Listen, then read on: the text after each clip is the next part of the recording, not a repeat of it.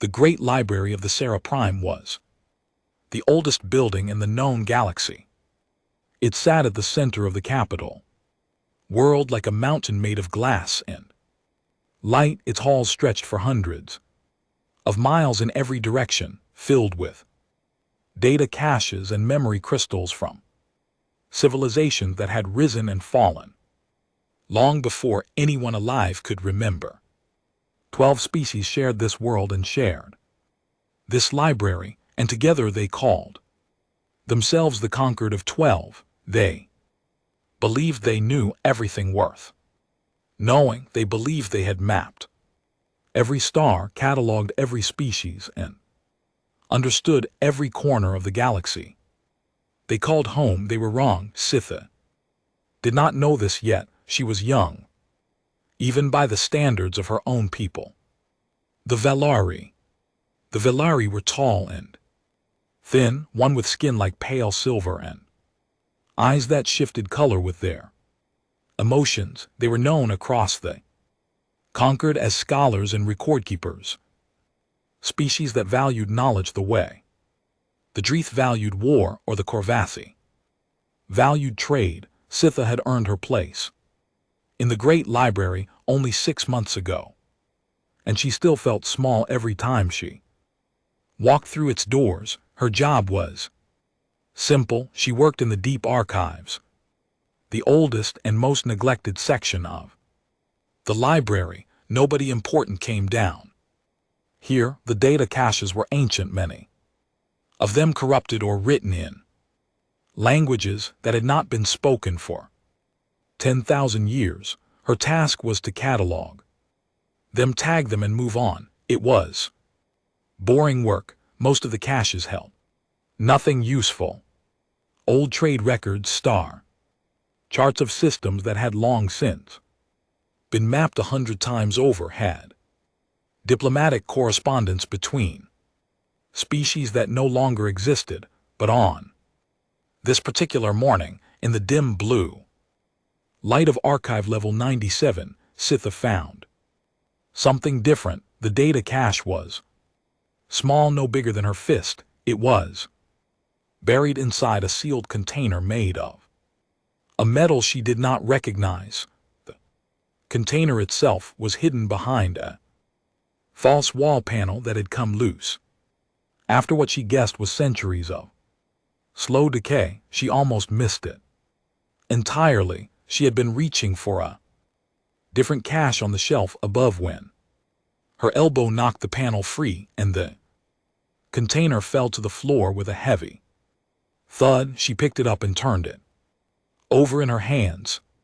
There were no markings on the outside, no species insignia, no date stamp, nothing to tell her what it was or where it came from. She tried to open it with the standard tools, but the metal resisted everything she used. Finally, she brought it to the analysis station at the end of the quarter and ran a deep scan. The results made her stop breathing for a moment. The container was over 40,000 years old.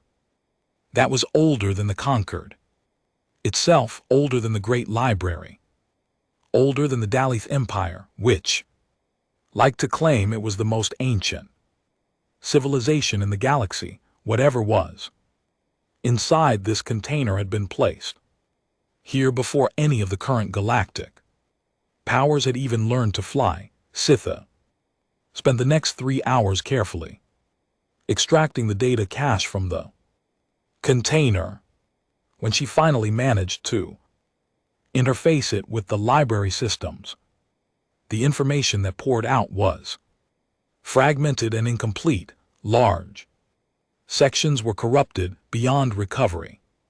But what remained was enough to make her forget about lunch, forget about her evening plans, and forget about everything else she was supposed to be doing. The cache contained files about a species. They were called Terran. She had never heard the name before. She searched the library's main database and found nothing. She searched the Conquered's official species registry, all 12 member species, all 416 recognized. Minor species, all 9,000 catalogued. Extinct species and found no match. The word Terran did not exist in any active record anywhere in the known galaxy. But in this ancient cache they were described in detail that was both fascinating and deeply unsettling. Terran came from a world called Earth. It orbited an unremarkable yellow star on the far outer edge of the galaxy's western spiral arm, a region so remote that even modern star charts labeled it as empty. Earth was classified in the old files as a Category 12 death world, and Sitha had to read that designation 3 times before she believed it. Concord's planetary classification system ran from Category 1 to Category 10. Category 1 meant a paradise world. Stable climate, gentle weather, abundant resources, no significant predators. Most conquered home worlds fell between Category 2 and Category 5. Category 6 and above were considered dangerous. Category 8 worlds were considered uninhabitable. Nobody had ever used Category 10. This file used Category 12, the planets. Axial tilt created extreme seasonal variations across its surface. Its tectonic plates were active, generating earthquakes and volcanic eruptions with terrifying frequency. Its weather systems produced hurricanes, tornadoes, floods, droughts, blizzards, and heat waves, sometimes all in the same region. Within a single orbital cycle, its oceans covered 70% of its surface and were filled with predators. Its land masses were filled with predators. Its microscopic biosphere was filled with organisms that invaded other organisms and consumed them from the inside, and somehow impossibly a sentient species had evolved there. The Terran were described as bipedal endothermic. Omnivorous mammals, they were not. Particularly large, they were not. Particularly fast, they had no natural armor, no venom, no claws worth mentioning, no ability to regenerate limbs or survive in vacuum or see in complete darkness by every standard metric the conquered used to evaluate a species' survival potential. The Terran should have gone extinct before they ever developed language, but they did not go extinct, they thrived. Ancient files described a species that had adapted to almost every environment their hostile world could throw at them.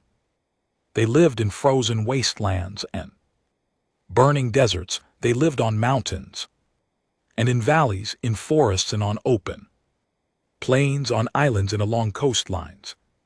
Battered by storms, they ate almost anything. They survived injuries that would kill most conquered species outright. Their bones healed, their skin healed, their bodies fought off infections with an immune system that was, according to the old records, terrifyingly aggressive. And then there was the matter of their minds. The Terran were, the files suggested, pathologically persistent. They did not stop, they did not give up when faced with a problem they could not solve. They did not accept it and move on. They became obsessed. They worked at it and worked at it and worked at it until they broke through or died trying. They formed social bonds of extraordinary intensity. They were capable of cooperation on a scale that the ancient authors of these files clearly found disturbing. They could set aside personal survival instincts to protect others. They would charge into danger to save strangers. They would sacrifice themselves for ideas, for principles, for people they had never met. And the files called them persistence predators. They had hunted the megapa of their World not through strength or speed, but through endurance. They simply followed their prey until it collapsed from exhaustion. They could walk and run for distances that no other known species could match. They sweated to regulate their body temperature, which meant they could keep moving in heat that would shut down any other predator on their world. Sayada read all of this with growing disbelief. It sounded like fiction. It sounded like someone had designed the perfect death world organism in a laboratory and then written fantasy about what it might do if it developed spaceflight. But the files were not fiction. They were clinical. They were scientific. They had the dry, careful tone of researchers who were documenting something real. It's something they had observed, something that frightened them. The last section of the readable data was the most troubling. It described the Terrans' first contact with the wider galaxy. According to the files, the Terran had developed faster than light travel. Approximately 50,000 years ago, roughly 10,000 years before the Conquered was founded, they had ventured out from their death world and found a galaxy already populated by older, more established civilizations. These civilizations had not welcomed them. The details were sparse, corrupted by time. But the implication was clear. The Terran had been rejected, pushed out, treated as primitives from a worthless world in a worthless corner of space. And then they had vanished. The files offered no explanation for where they went, and the last entry simply noted that all Terran activity in known space had ceased and that their home world's coordinates had been purged from official records. Someone long ago had wanted the Terran forgotten. It was late in the evening when Sitha finally pulled herself away from the data. Her eyes ucked, her hands were trembling. She gathered her notes and took them upstairs to the office of her mentor, High Curator Doravan. Doravan was old, even by Val Ari standards. His silver skin had faded to a dull gray, and his eyes had settled into a permanent shade of deep blue. That meant he was perpetually tired. He had spent over 200 years in the Great Library, and there was very little that could surprise him anymore. He listened to Scatha's breathless summary with the patience of someone who had heard 1,000 breathless summaries before. When she finished, he leaned back in his chair and folded his long fingers together. "The Terran," he said. His voice was calm and dry. "You found a reference to the Terran?" Sitha blinked. "You know about them. Every species has its ghost stories, child. The Korvathi tell tales of the empty ships, vessels found drifting with no crew and no explanation.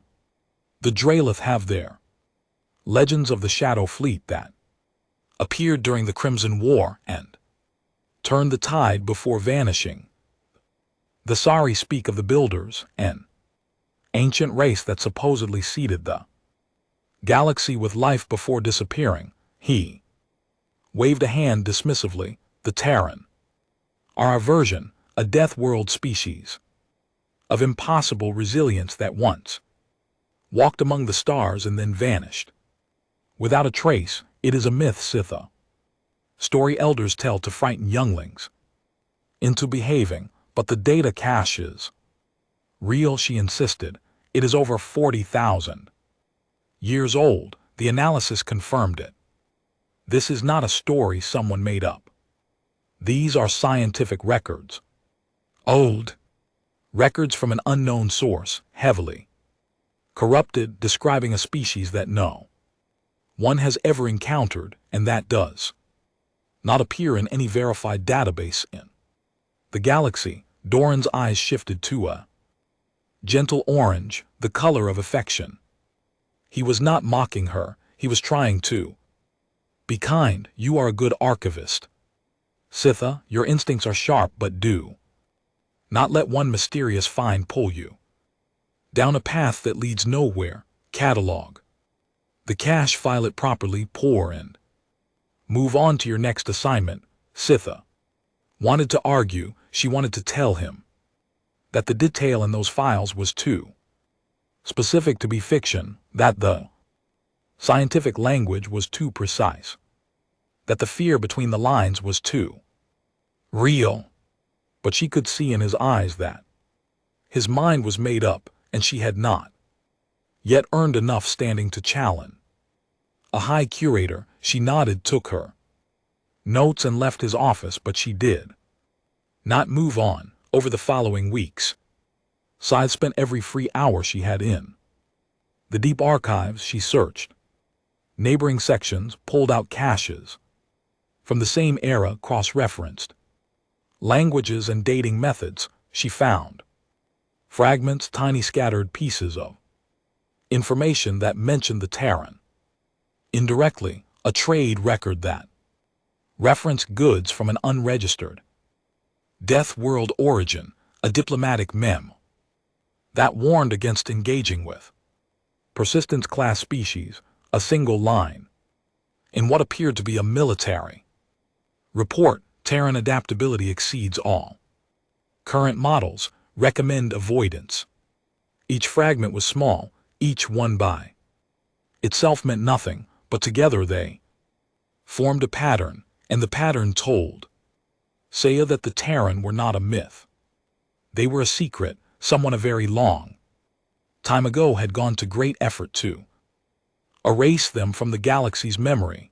The question was why. While Sitha searched for answers in the past, something was happening in the present that no one was paying attention to. Along the outer veil, the vast one empty region of space that separated the known galaxy from the unexplored far side, a network of deep space sensor arrays quietly did their work. These arrays had been in place for thousands of years. They monitored the veil for any sign of activity, though no one seriously expected to find any. Veil was dead space.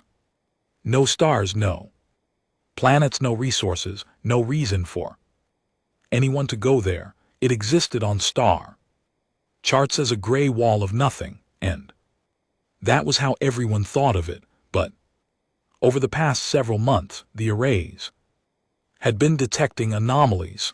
The readings were subtle at first, tiny gravitational fluctuations barely above the noise floor of the sensors.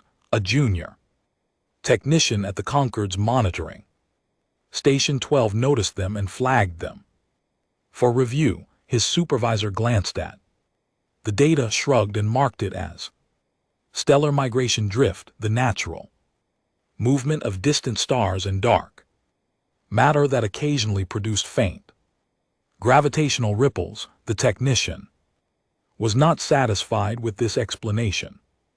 The fluctuations were too regular, too evenly spaced. They looked less like natural drift and more like something moving in formation. He wrote a detailed report and submitted it through proper channels. The report traveled up the chain of command until it reached the Shield Wardens, the Concord's military arm. A mid-ranking officer read it, noted that the anomalies were located in the outer veil where nothing of interest existed, and filed it in the low-priority queue. It would be reviewed eventually, maybe in a few months, maybe in a year. There were more pressing concerns, border disputes between the Dr. Leith and the Corvathi, a piracy, the Vasari trade lanes, the usual business of keeping 12 species from fighting each other. The report sat in the queue unread. The anomalies continued, and they were getting stronger. Back in the great library, Sitha made one final discovery. It was late at night, long after the other Archivists had gone home. She was working on the last fragment from the original data cache, a section so corrupted that the translation algorithms had given it only a 12% chance of producing readable text. She ran the algorithms anyway. She ran them over and over, tweaking parameters, trying different linguistic models, feeding in every scrap of context she had gathered from her weeks of research. On the 43rd attempt, the algorithms produced a single coherent passage. It was short, only 2 sentences, but when Scyther read them, she felt the blood drain from her face and her hands go cold. The passage read, "Do not mistake their silence for absence. They are not lost. They are waiting." She sat alone in the blue light of the deep archives and stared at those words for a very long time, far away beyond the outer veil, in the vast and uncharted reaches of the galaxy's far side. Something enormous moved through the darkness. Between stars, it moved with purpose. It moved with patience. It moved in a formation so precise and so large that it bent the fabric of space around it, sending gravitational ripples across millions of light years. It had been waiting for a very, very long time, and now it was coming home. The sensor arrays along the outer veil recorded another set of anomalies, stronger this time, much stronger. The readings scrolled across the screens at monitoring station 12, and the junior technician who had first noticed them months ago stared at his display with wide eyes. He reached for his communication console to file another report, then he stopped. Reports went nowhere. Reports sat in queues. Reports were ignored by people who were too busy or too comfortable to care about strain readings from the edge of nowhere. Instead, he copied the data to a private storage device, tucked it into his jacket, and left the station. He did not know who to tell. He did not know who would listen, but he knew with a certainty that sat like a cold stone in his stomach that something was coming, and the galaxy was not ready. On the Sarah Prime, Saya locked the translated passage in her personal safe and tried to sleep. She could not. She lay in her small apartment near the library and stared at the ceiling and thought about a species that had been erased from history, a species born on a world that should have killed them, a species that had been cast out of the galaxy and had responded not with war, not with revenge, but with silence, a silence that had lasted 50,000 years. She thought about Dorban's words. Every species has its ghost stories, and maybe he was right. Maybe the Terran were just another legend, another fairy tale, another comforting myth that gave the galaxy's children something to whisper about in the dark. But myths did not leave data caches buried behind false walls.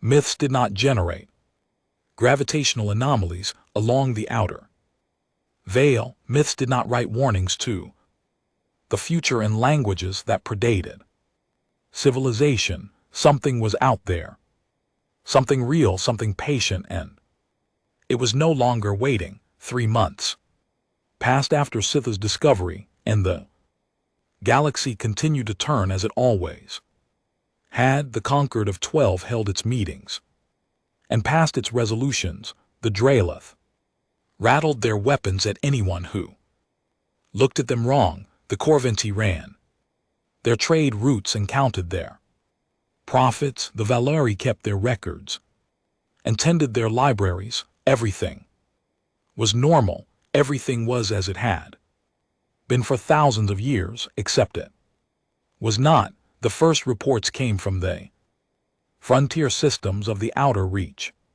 the scattered colonies and mining operations.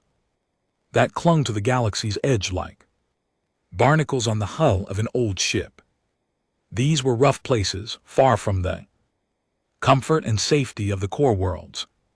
When the species that lived out here were tough, independent, and not easily frightened, they dealt with equipment, failures, supply shortages, pirate raids, and the occasional solar storm as a matter of daily life. They did not scare easily, but something was happening out here that no one could explain. It started with the navigation system of the Sassari cargo hauler making a routine run between two mining colonies found its navigation computer adjusting course without any input from the crew. The adjustment was small, a 2-day shift that added barely an hour to their travel time.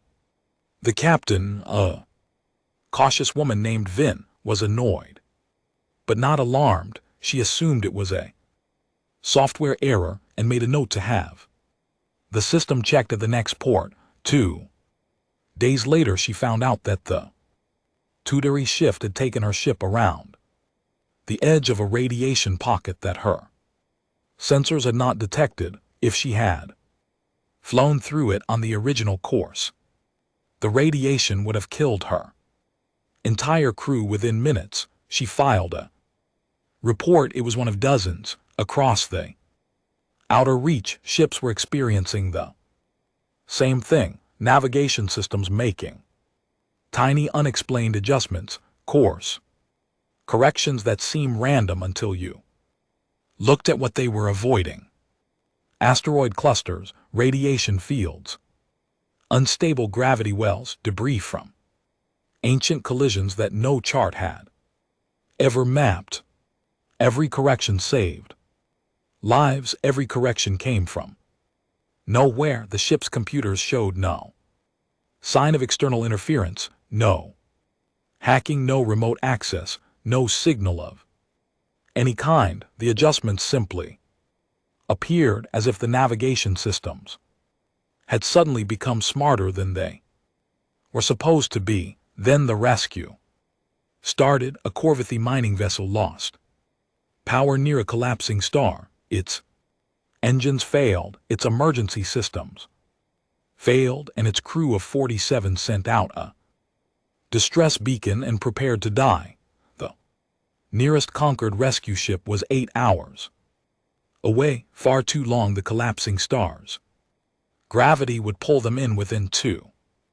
But 40 minutes after the distress beacon went out, the mining vessel lurched. Something had locked onto them with a tractor beam of enormous power and was pulling them away from the star. Crew rushed to their viewports and saw nothing. Their sensors showed nothing. But the pull was real and it was strong. And within 20 minutes they were clear of the danger zone. Though when the conquered rescue ship finally arrived, they found the mining vessel drifting safely in open space. Its crew was alive, bewildered and unable to explain what had saved them. There was no trace of another ship anywhere in the sector. Similar incidents multiplied. RE research station caught in the path of an unexpected meteor shower found the meteors deflected by an invisible force. A Thessari passenger liner with a failing life support system discovered the problem had been repaired from the outside while the ship was in transit. Small colony on a frontier moon was warned of an incoming seismic event by a transmission on a frequency no one in the conquered used. The transmission came in a language no one recognized. It simply said in badly translated galactic common, move to high ground. Mose, you have 4 hours. They moved. 4 hours later, the valley where the colony had been built was buried under a landslide. Nobody knew what was happening. The frontier communities whispered among themselves. Some said it was the builders, the mythical ancient race that the Thessari legend spoke of. Others said it was some kind of automated defense system left over from a forgotten civilization. Others said nothing at all because they had no explanation and did not want to admit it. And then there was the matter of the pirates. The Outer Reach had always been plagued by piracy. The Concords, military, the shield wardens did not have enough ships to patrol such a vast region, and the pirates took advantage of this. They raided cargo ships, extorted colonies, and then generally made life miserable for anyone trying to make an honest living on the frontier. But over the past 2 months, pirate activity in the Outer Reach had dropped to almost zero. The reason became clear when a Concord patrol ship stumbled across the remains of a pirate fleet in an otherwise empty sector. 6 ships, fast, well-armed raiders that had terrorized the region for years, were drifting in a loose cluster. Their engines were dead. Their weapon systems had been fused shut, the barrels melted and sealed as if they had been exposed to temperatures that should not exist in the vacuum of space. Their communication systems were destroyed, but their life support was untouched. Their crews were alive. Every single one of them was unconscious, lying peacefully in their bunks as if they had simply fallen asleep at the same moment. Medical scans showed no injuries, no drugs in their systems, no explanation for their condition. They woke up hours later with splitting headaches and no memory of what had happened. The pirate captain, a scarred Dralith named Tak, was interrogated by the shield wardens. He could remember nothing useful. His fleet had been preparing to raid a Corvathi supply convoy they had dropped out of faster than light travel at the ambush point, and then nothing, a flash of light, a sound he could not describe. And then he woke up in a shield warden brig with his ships gutted and his weapons turned to slag. The shield wardens were troubled but had no leads. They filed the incident as unknown hostile engagement and moved on. It was a Corvathi freighter captain named R who finally brought the mystery into focus. Roe was old and hard and had been flying freight across the Outer Reach for over 30 years. He had survived pirate attacks, engine failures, cargo disputes, and a bar fight on the Sarah Prime that had left him with a metal plate in his skull and a permanent distrust of anyone who smiled too much.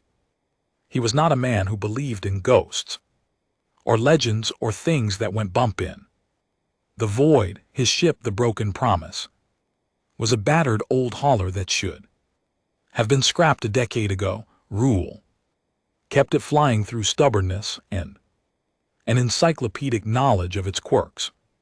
He knew every rattle, every groan, every flickering light on that ship. He could diagnose an engine problem by the sound it made from 3 decks away.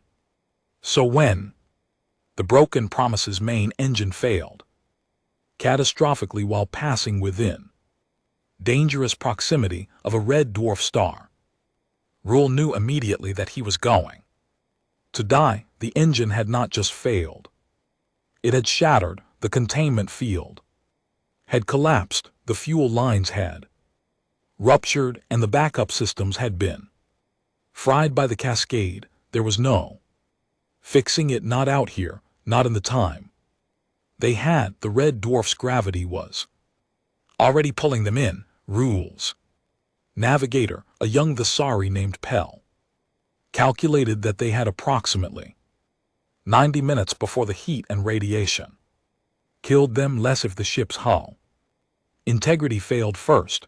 Rule sent out distress beacon. He knew it was pointless.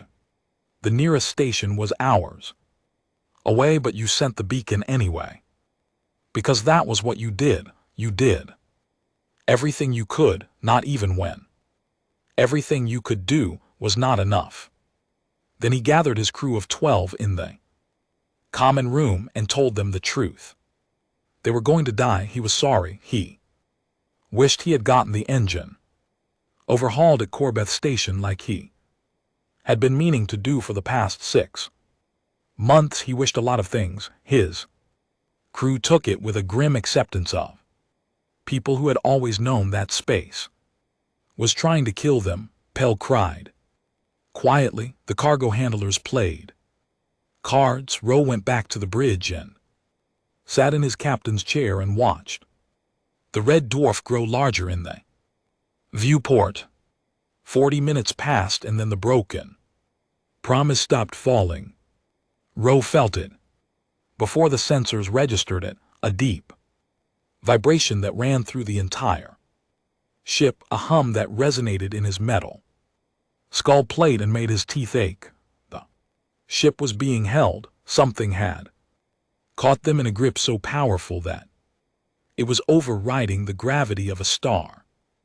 He looked at his sensor display. It showed nothing, empty space in every direction, but that was impossible. Something was holding his ship. Something was pulling them backward away from the red dwarf, slowly and steadily, and with a strength that made rules instruments scream with readings they were not designed to process. He opened a communication channel, all frequencies, maximum power. This is Captain Rowe of the freighter Broken Promise.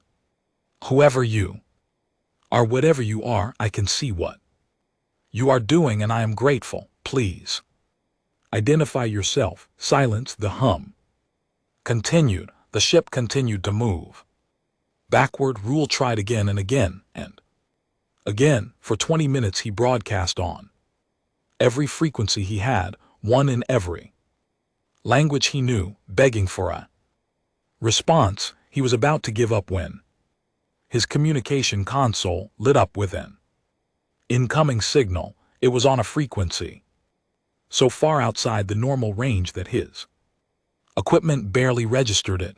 The signal was weak, or rather it was carefully controlled, just strong enough for him to receive and not a fraction more. It was not a voice, it was an image. Rule stared at his screen as the image resolved. It was blurry, distorted by the unusual frequency, but he could make out the basic shape. It showed a figure, bipedal, roughly humanoid form, but not matching any species R had ever seen. The figure was standing upright. One arm was raised, palm facing outward, fingers spread, an open hand. R did not know what the gesture meant.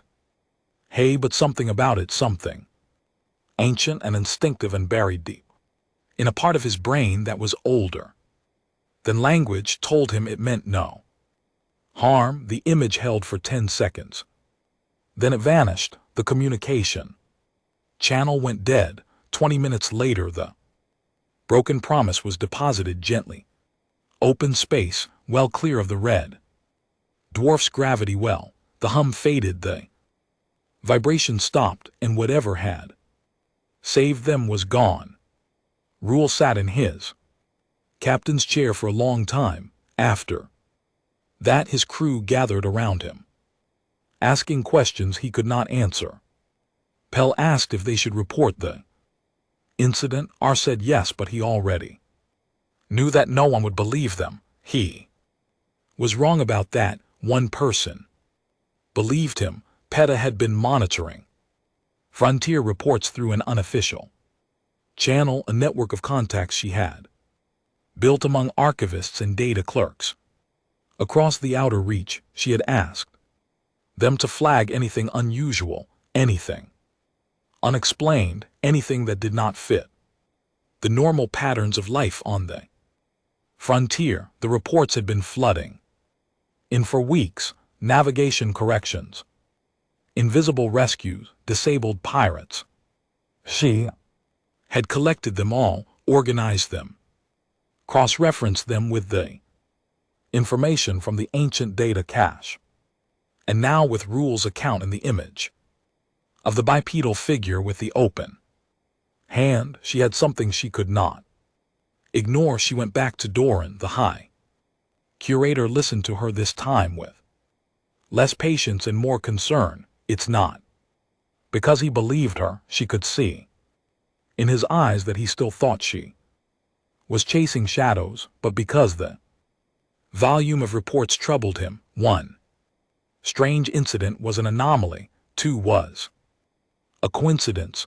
47 was a pattern. Even if I accept that something unusual is happening in the outer reach, Doran said slowly, that does not mean it is connected to your ancient data cache. There are 100 possible explanations. An unregistered species with cloaking technology, an automated defense network, a natural phenomenon we have not yet identified. All of those explanations require something to be out there, Sitha said, something real, something with technology far beyond anything the conquered possesses. That is the point. Doran was quiet for a moment, then he said something that surprised her. You want to take this to the assembly? It was not a question. He could see it in her eyes. The color had shifted to bright gold, the Velari shade of absolute determination. Yes, she said, they will not listen. The Drillith will call you a fearmonger.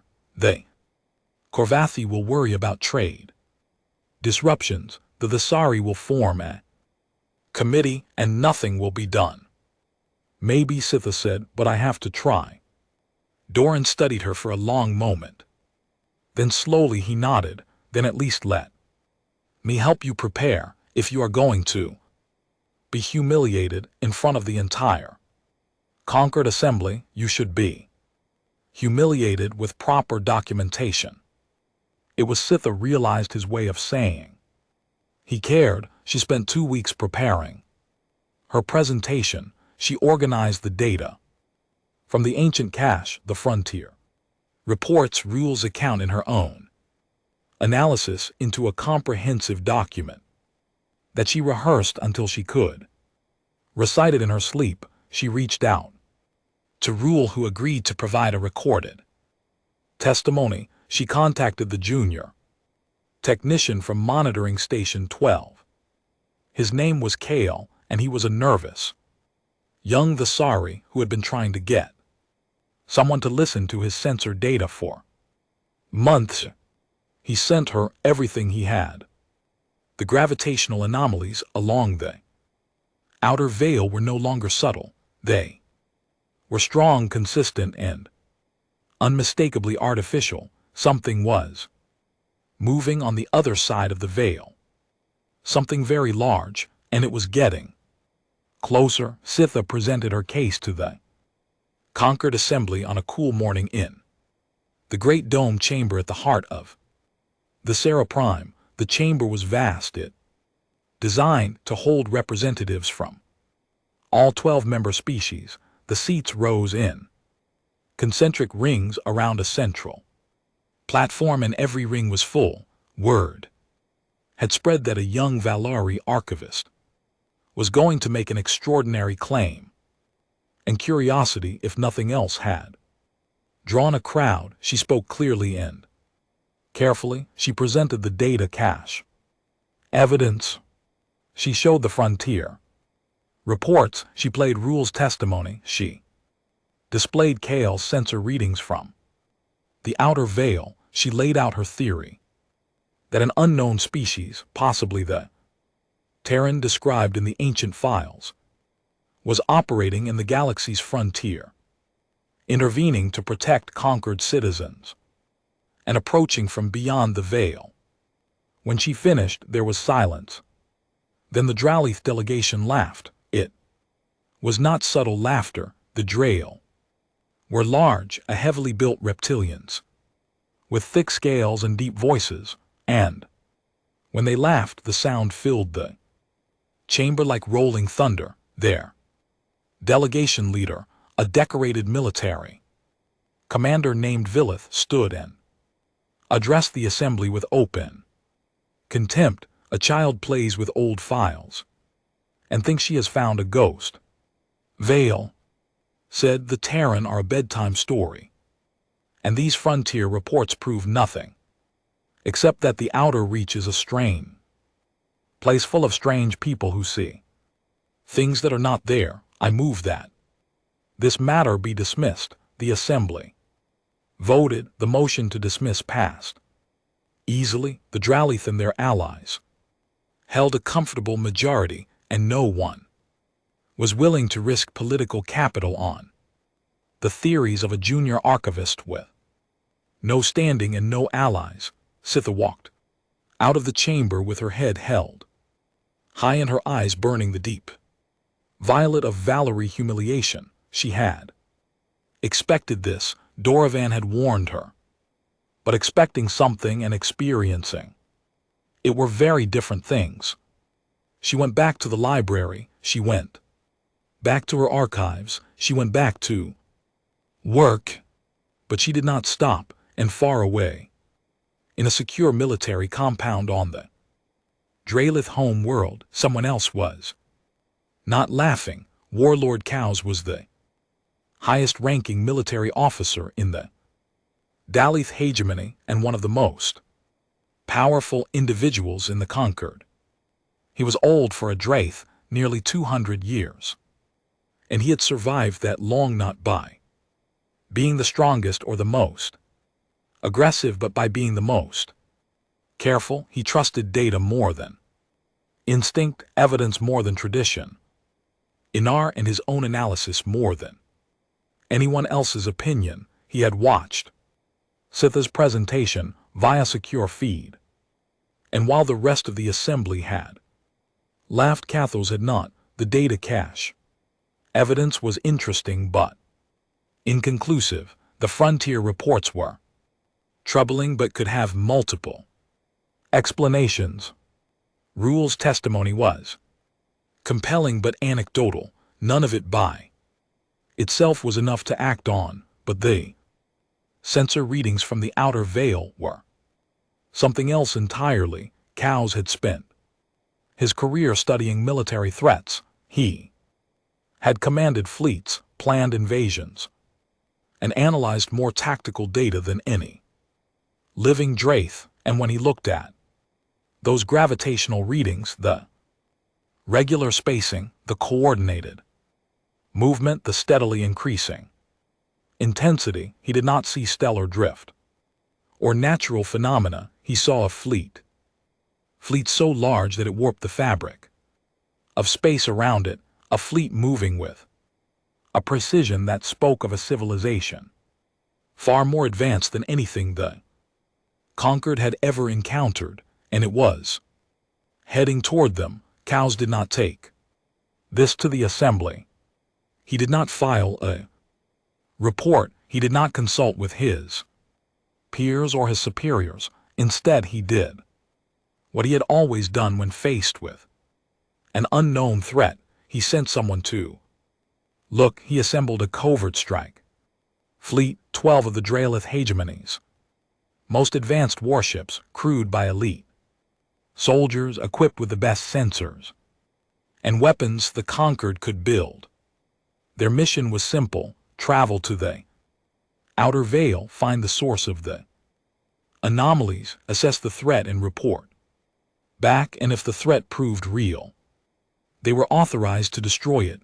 The fleet departed in secret, slipping out of Drusa space under false transponder codes and making the long journey to the galaxy's edge. It took them 3 weeks.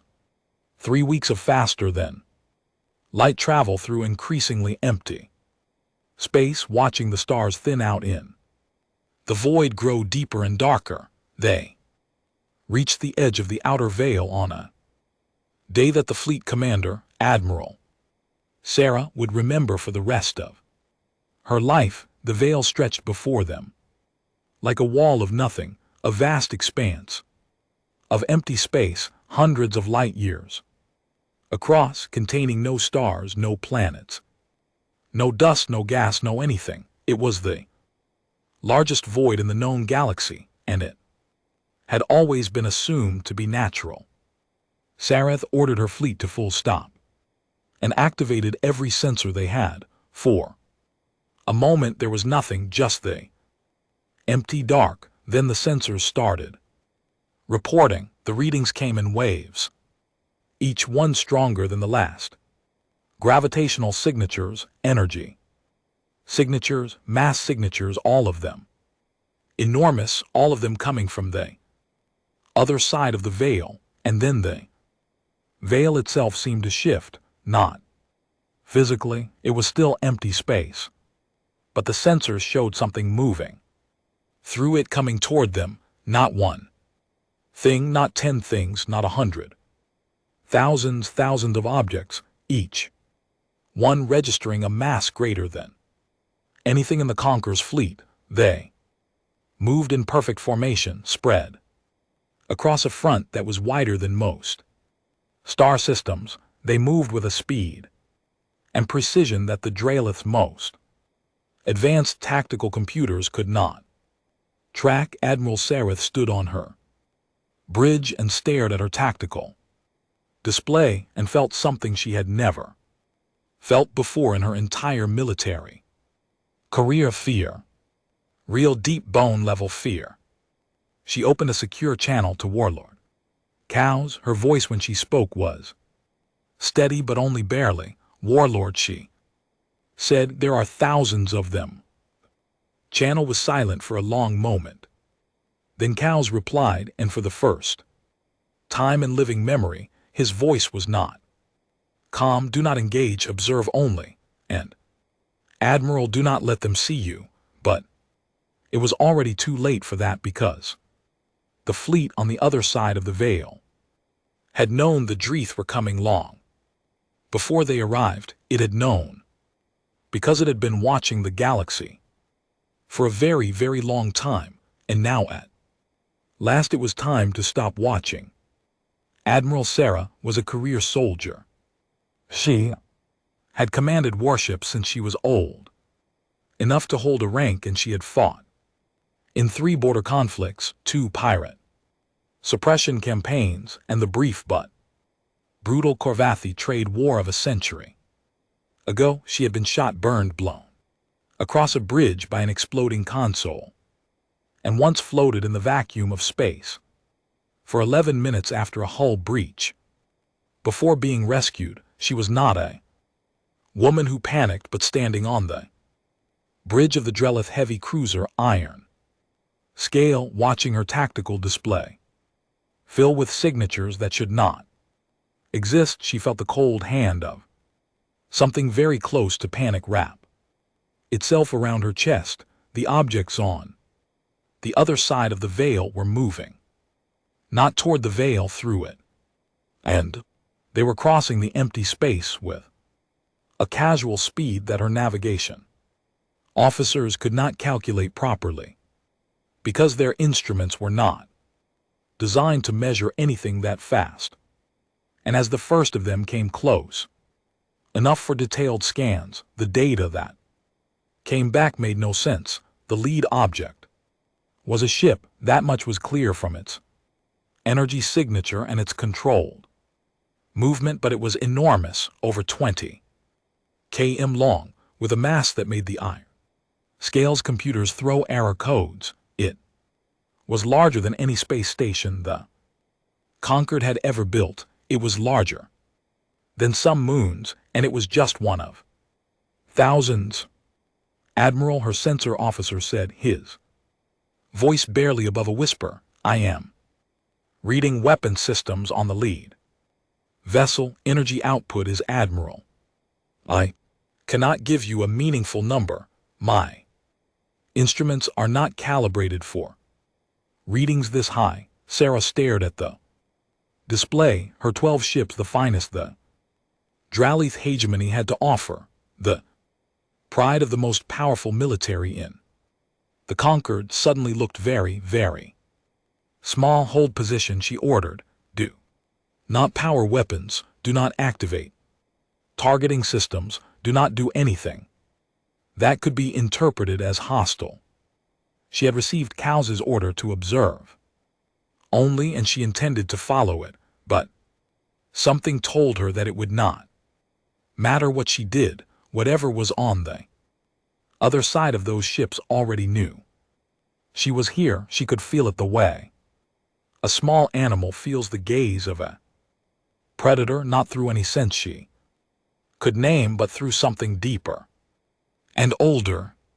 For 2 hours the fleet held position. The unknown vessels continued to emerge from the veil, spreading out in a formation that was both beautiful and terrifying in its precision. Sarah counted them until the numbers became meaningless. 500, 1,000, 2,000. Still more, and then one of the unknown ships broke formation. It was not the largest vessel, it was medium's by the standards of the fleet around it. Perhaps 5 kilometers long, which still made it many times the size of the iron scale. It moved away from the main formation and headed directly toward the Dralith fleet with an unhurried grace that reminded Sarah absurdly of someone walking across a room to greet a guest.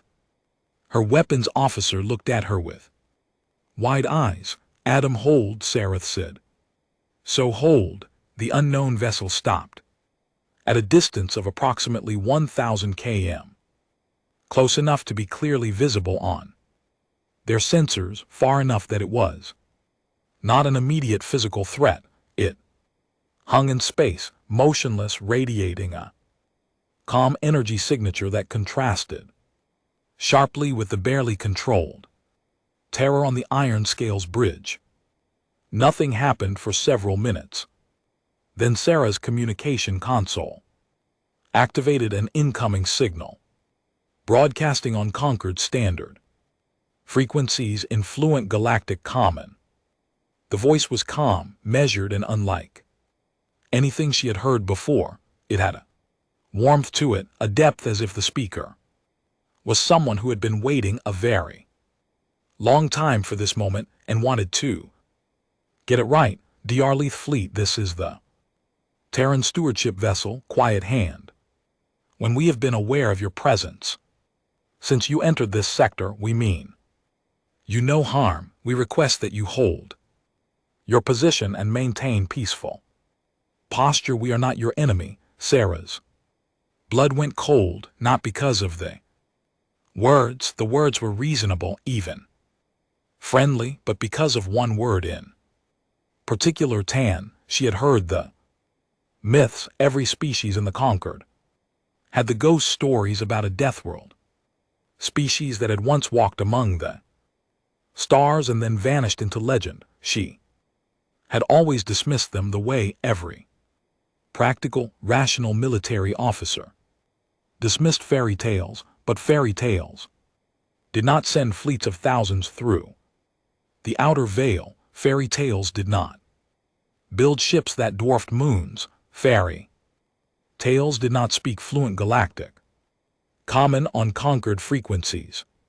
She opened a return channel. Terran vessel This is Admiral Sarath of the Dralith Hegemony commanding the Concord Reconnaissance Fleet. We acknowledge your transmission. We will hold position. She paused, then added, what do you want? There was a brief silence. When the voice returned, there was something in it that Sarah could not quite identify. It might have been sadness, it might have been relief. We want to talk, the voice said. We have been silent for a very long time, and there are things the galaxy needs to hear, but not like this, not from a distance. We request a face-to-face meeting. Admiral, we would like to come aboard your vessel, 2 of us unarmed.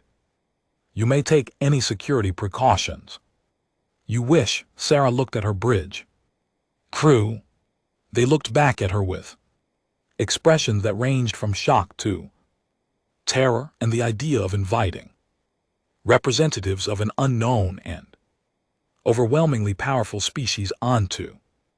Their ship was by any military standard insane. She opened the channel again.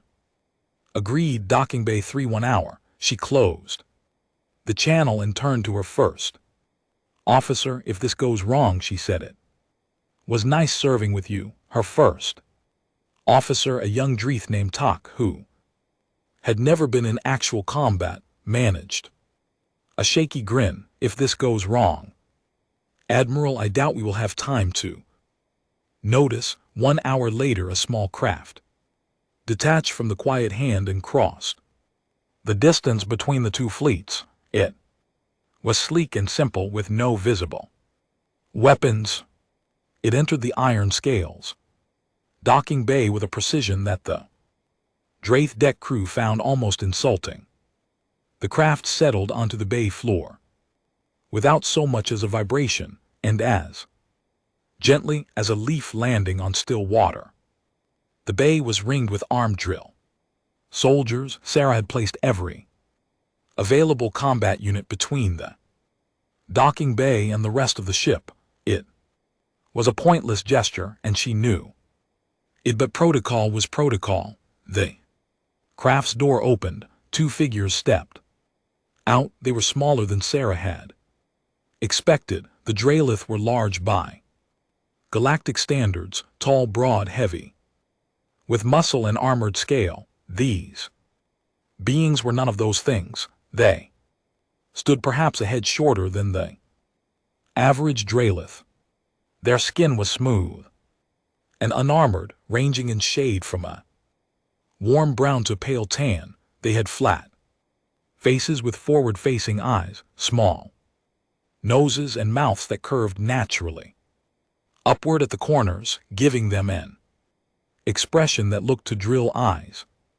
Permanently amused, they wore simple clothing, dark, close-fitting garments, with no visible rank insignia, no weapons, no armor. They looked by every metric the Dreeth used to evaluate a species threat level completely harmless, but Sarah had read enough reports and heard enough myths to know that appearances meant nothing with these beings. She studied them carefully as they stepped onto the deck and looked around with expressions of open curiosity. One of them, the taller one, with dark skin and close-cropped gray hair, smiled when she saw the ring of armed soldiers. Admiral Sarath, she said in flawless galactic common. Her voice was the same one from the communication channel. Thank you for agreeing to meet. My name is Commander Yara Osi. This is my colleague Dr. Thomas Reyes. We are representatives of the Terran stewardship. Sarah stepped forward. She towered over both of them. Up close she could see details she had missed before. The way their eyes moved, constantly taking in everything, assessing, analyzing. The way they stood balanced and ready despite their relaxed posture. The way the one called Reyes kept his hands visible at all times, a gesture of openness that was also, Sarath noticed, a combat stance. These were not soft creatures. They were creatures that had learned over thousands of generations on a world that wanted them dead to look soft. It was camouflaged, the most dangerous kind. Commander Oe, Sarath said. You said you wanted to talk. Oe nodded. She did not seem offended by the bluntness. If anything, she seemed to appreciate it. How much do you know about us? She asked. Any myths, sir? Ghost stories. A death world species that vanished from the galaxy 50,000 years ago. Until 10 minutes ago I did not believe you existed. Fair enough, Oe said. Then let me give you the short version. She looked around the docking bay at the soldiers, at the ships beyond the bay doors, at the stars visible through the viewports. Your ancestors kicked us out, not just the Draelith. All of them, the species that ran the galaxy 50,000 years ago, decided that a bunch of death world primates from an outer arm rock were not worth the trouble. They froze us out of trade, denied us territory, and when we tried to establish our own colonies, they burned them. She said this without anger, and she said it the way someone might describe whether that had happened a long time ago in a place they no longer lived. We had a choice, she continued, fight and we could have fought even then or leave. We chose to leave. We crossed the outer veil into the unexplored half of the galaxy, and we built something new. Ray spoke for the first time. His voice was quieter than Aussie's, with a gentle accent that Sarah could not place. What we built was not an empire. We had seen what empires do. The species that pushed us out were empires. They dominated, they competed, they hoarded. We decided to try something different. We called it the stewardship. The idea was simple. We said we would grow, we would learn, we would build, but we would not conquer. We would not dominate, and when we were strong enough, we would come back. Not to take revenge, not to claim what was denied to us, but to watch over the galaxy that had rejected us, to protect it quietly without being seen. Saroth felt a chill run through her scales. The navigation corrections, the rescues, the pirates. He smiled. You noticed. Thousands of years, Saroth said. You have been doing this for thousands of years, longer than the conquered has existed. He confirmed. We redirected asteroids that would have hit populated worlds. We stabilized stars that were on the edge of going supernova. We intervened in plagues and famines, in natural disasters, always quietly, always invisibly. We watched civilizations rise and fall and rise again. We protected you, all of you, not because you asked, not because you deserved it, but because that is what we chose to be. The docking bay was silent. Even the armed soldiers had lowered their weapons slightly, caught up in the weight of what they were hearing. Sarat's mind was racing. She was a military officer. She thought in terms of threats and resources and strategic advantage, and what Oe was describing was the single most powerful strategic advantage in the history of the galaxy. A civilization with the technology to move stars and the discipline to hide for 50,000 years. Why now, she asked. Why reveal yourselves now? Oe and Ray's exchanged a look. It was a brief glance, but Sarah caught something in it that made her stomach drop. Fear, not the kind of fear that came from facing an enemy you were not sure you could beat. The kind of fear that came from knowing exactly what was coming and knowing it was terrible because something is coming. He said, something we cannot stop alone, and if we do not stop it, there will be nothing left to protect. She reached into her jacket and produced a small device, a data projector. She activated it, and a holographic image appeared in the air between them. It showed the galaxy, the full spiral, both halves mapped in detail that no conquered chart had ever achieved. On the far side, beyond the territory humanity had claimed, there was a region marked in red. It was large, it was spreading. We call it the swarm. He said, it is not from our galaxy. It came from the void between galaxies, from the dark space where nothing should live. It is a collective intelligence. It billions of organisms linked together into a single mind. It consumes. That is all it does. It arrives at a star system. It strips it of all matter and energy, and it moves on. It grows with everything it takes.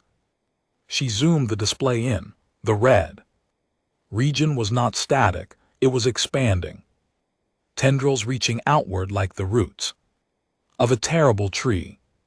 We first encountered it 400 years ago, Rahia said it had entered the far edge of our territory. We fought it, we lost entire worlds before we learned how to slow it down. And we have been fighting it ever since. A holding action, a war of attrition. Buying time, but it learns, it adapts.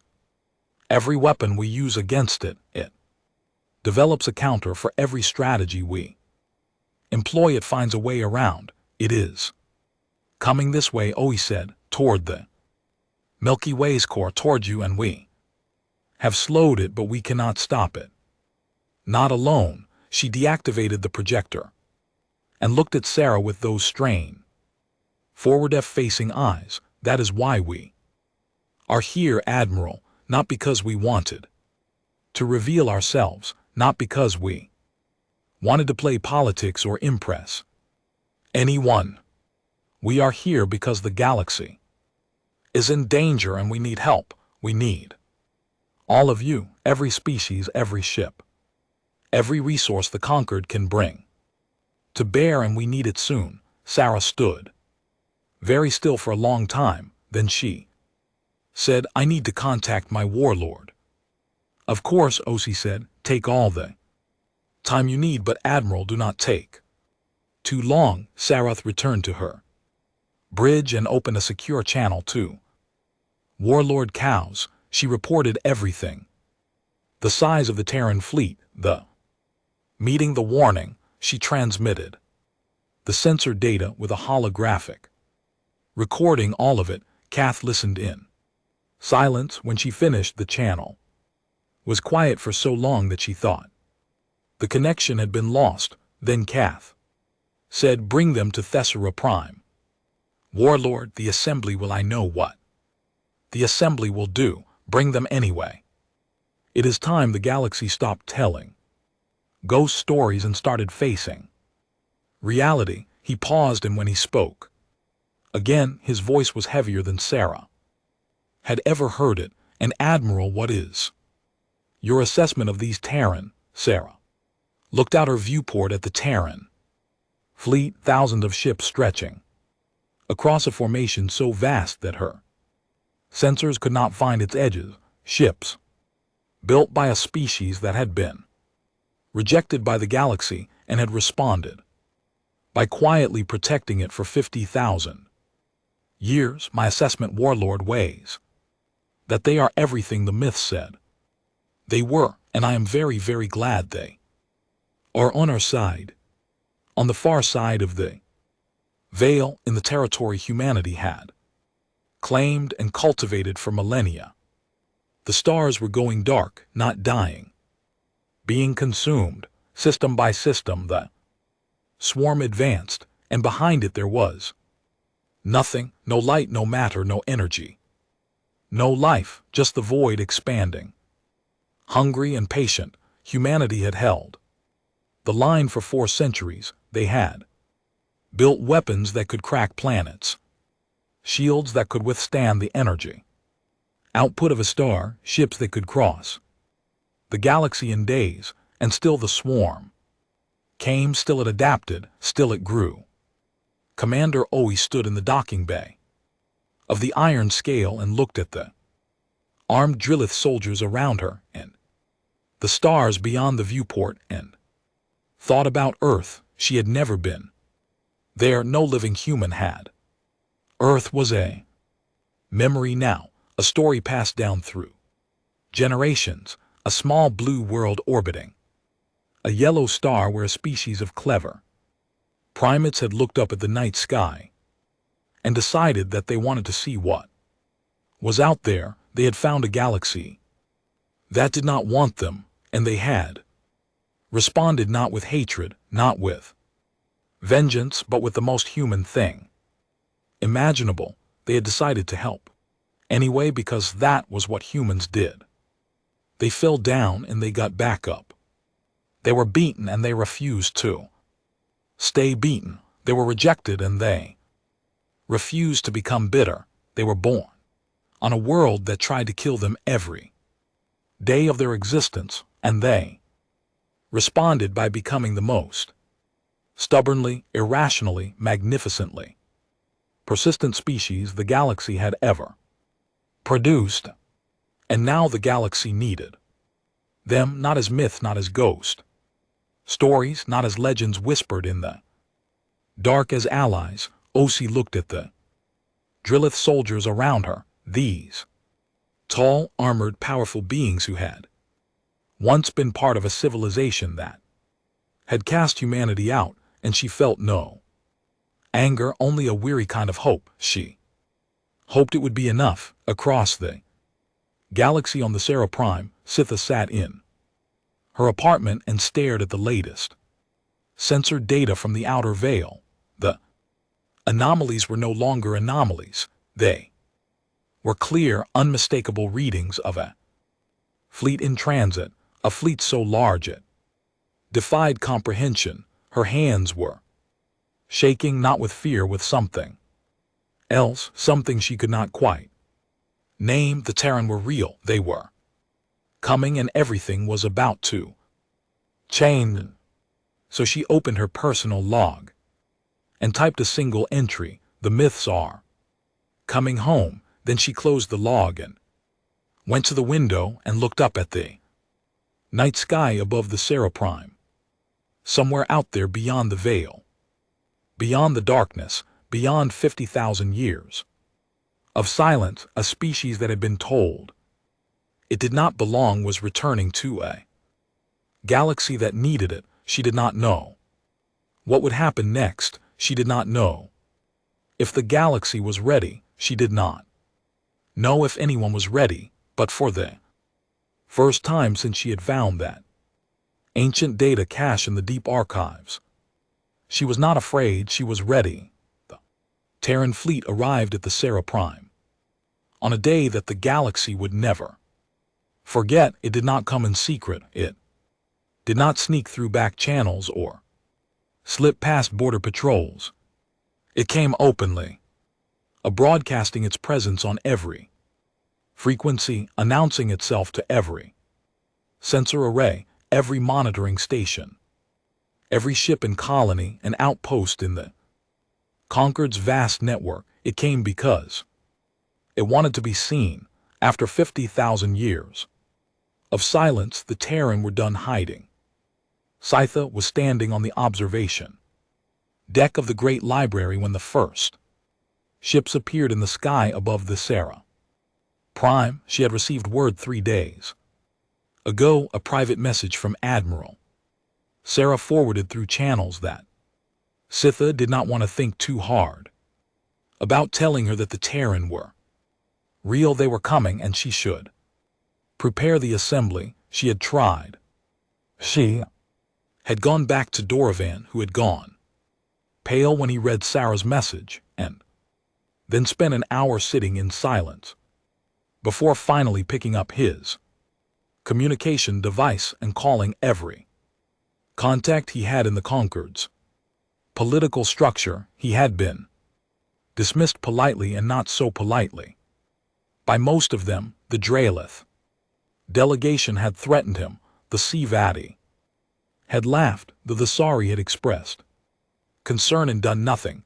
Only a handful of minor species representatives had listened, and a few journalists who smelled a story and did not care whether it was true as long as it was interesting. So when the fleet appeared, most of the galaxy was not prepared. The ships came through in waves. First the scouts, fast, sleek vessels that were small by Terran standards, but still larger than most conquered warships. When they fanned out around the Sarah Prime in a defensive perimeter, not threatening but clearly establishing a presence, their transponders broadcast a simple identifier: Terran stewardship, diplomatic mission. Then came the main fleet, cruisers, carriers, support ships, hundreds of them moving in the precise formation that had become the Terran signature. They were beautiful, a way that Sai had not expected, conquered. Warships were angular and aggressive. Designed to intimidate, Terran ships were curved and flowing, their hulls smooth and organic looking, as if they had been grown rather than built. They radiated a quiet power that was somehow more intimidating than any weapon, bristling from a Draelith battleship. And then behind them all came the Everest. The HSS Everest was the Terran stewardship's flagship sorting, and it was unlike anything the galaxy had ever seen. It was not just a ship, it was a world, 60 km from bow to stern with a beam of nearly 15 km. It hung in space, above the Sarah Prime like a second moon.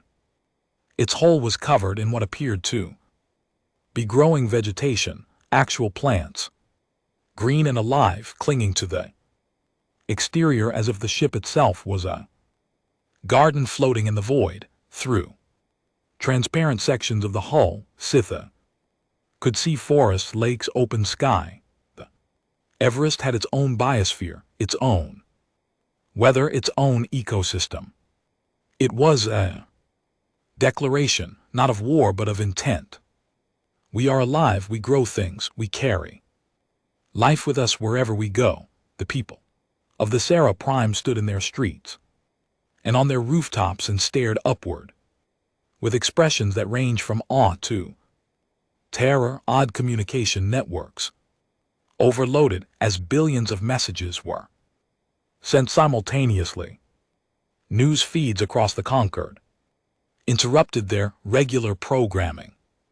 Within an hour, every sentient being in the known galaxy knew that the myths were real. The Concord Assembly was called into emergency session. The great dome chamber was in chaos when Sitha arrived. Representatives from all 12 species were shouting over each other, demanding explanations, making accusations, calling for military responses. The Drael delegation was the loudest as always. Their leader, Vale, the same commander who had publicly laughed at Sai months ago, was on his feet, his scales flushed dark with rage, demanding that the shield wardens intercept the Terran fleet and turn it away by force. Nobody pointed out the obvious absurdity of this demand. The Concord's entire military combined could not have challenged the Terran fleet any more than a single fish could challenge an ocean. Warlord Chaos was not present in the chamber. He was watching from a secure location, communicating only with his most trusted officers. He had been preparing for this moment since Sarah's report, and he knew exactly how the assembly would react. He also knew that it did not matter. The Terran were here. The galaxy could accept that fact or deny it, but it could not change it. The shouting continued for nearly an hour before a new signal cut through the noise. Every screen in the chamber, every holographic display, every communication device simultaneously received an incoming transmission. It was the Terran broadcasting on all frequencies. Image that appeared was of a woman. She stood on what appeared to be a bridge. The bridge of the Everest, though most of the assembly did not know that yet. She was of medium height with dark brown skin, short-cropped white hair, and eyes that were sharp and steady. She wore a simple dark uniform with no visible decoration except a small emblem on her chest, a circle containing the silhouette of a planet, Earth. She looked into the camera with the calm confidence of someone who had spent her entire life preparing for this moment, which in a sense she had. My name is Admiral Lena Acupper, she said. I am the commanding officer of the Terran Stewardship Combined Fleet. I am addressing the Concord Assembly and all species of the known galaxy. The chamber fell silent, every eye turned to the screens. I know this is a shock, HFY continued. I know you have questions. And I know many of you are frightened. And I know some of you are angry. You have the right to be all of those things. We have been silent for a very long time, and we owe you an explanation. She paused when she spoke. Again, her voice was measured and direct. 50,000 years ago, my ancestors came to this galaxy as explorers. They found civilizations that were older and more powerful than they were, and those civilizations decided that humanity was not welcome. We were denied trade, denied territory, denied a place at the table. When we tried to build on our own, we were destroyed, so we left. We crossed the outer veil and we built a new civilization in the galaxy's far half, a civilization founded on a single principle, that strength should be used to protect, not to dominate. For 50,000 years, we have lived by that principle. We watched over this galaxy from the shadows. We intervened when we could, redirecting asteroids, stabilizing stars, aiding ships in distress, neutralizing threats that you never knew existed. We did this not for gratitude, not for recognition, and not for power. We did it because it was right. She let that sink in. Around the assembly chamber, the silence was absolute. But I did not come here to give you a history lesson, HFY said, and her voice hardened. I came here because the galaxy is in danger, and history will not save us. The image behind her shifted. A holographic map of the galaxy appeared, both halves, the known and the unknown, displayed in more detail than any conquered chart had ever achieved.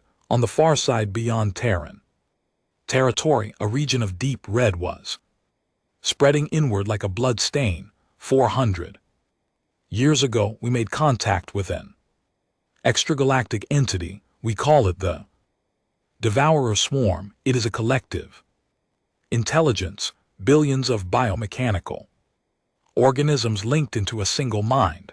It does not negotiate. It does not communicate.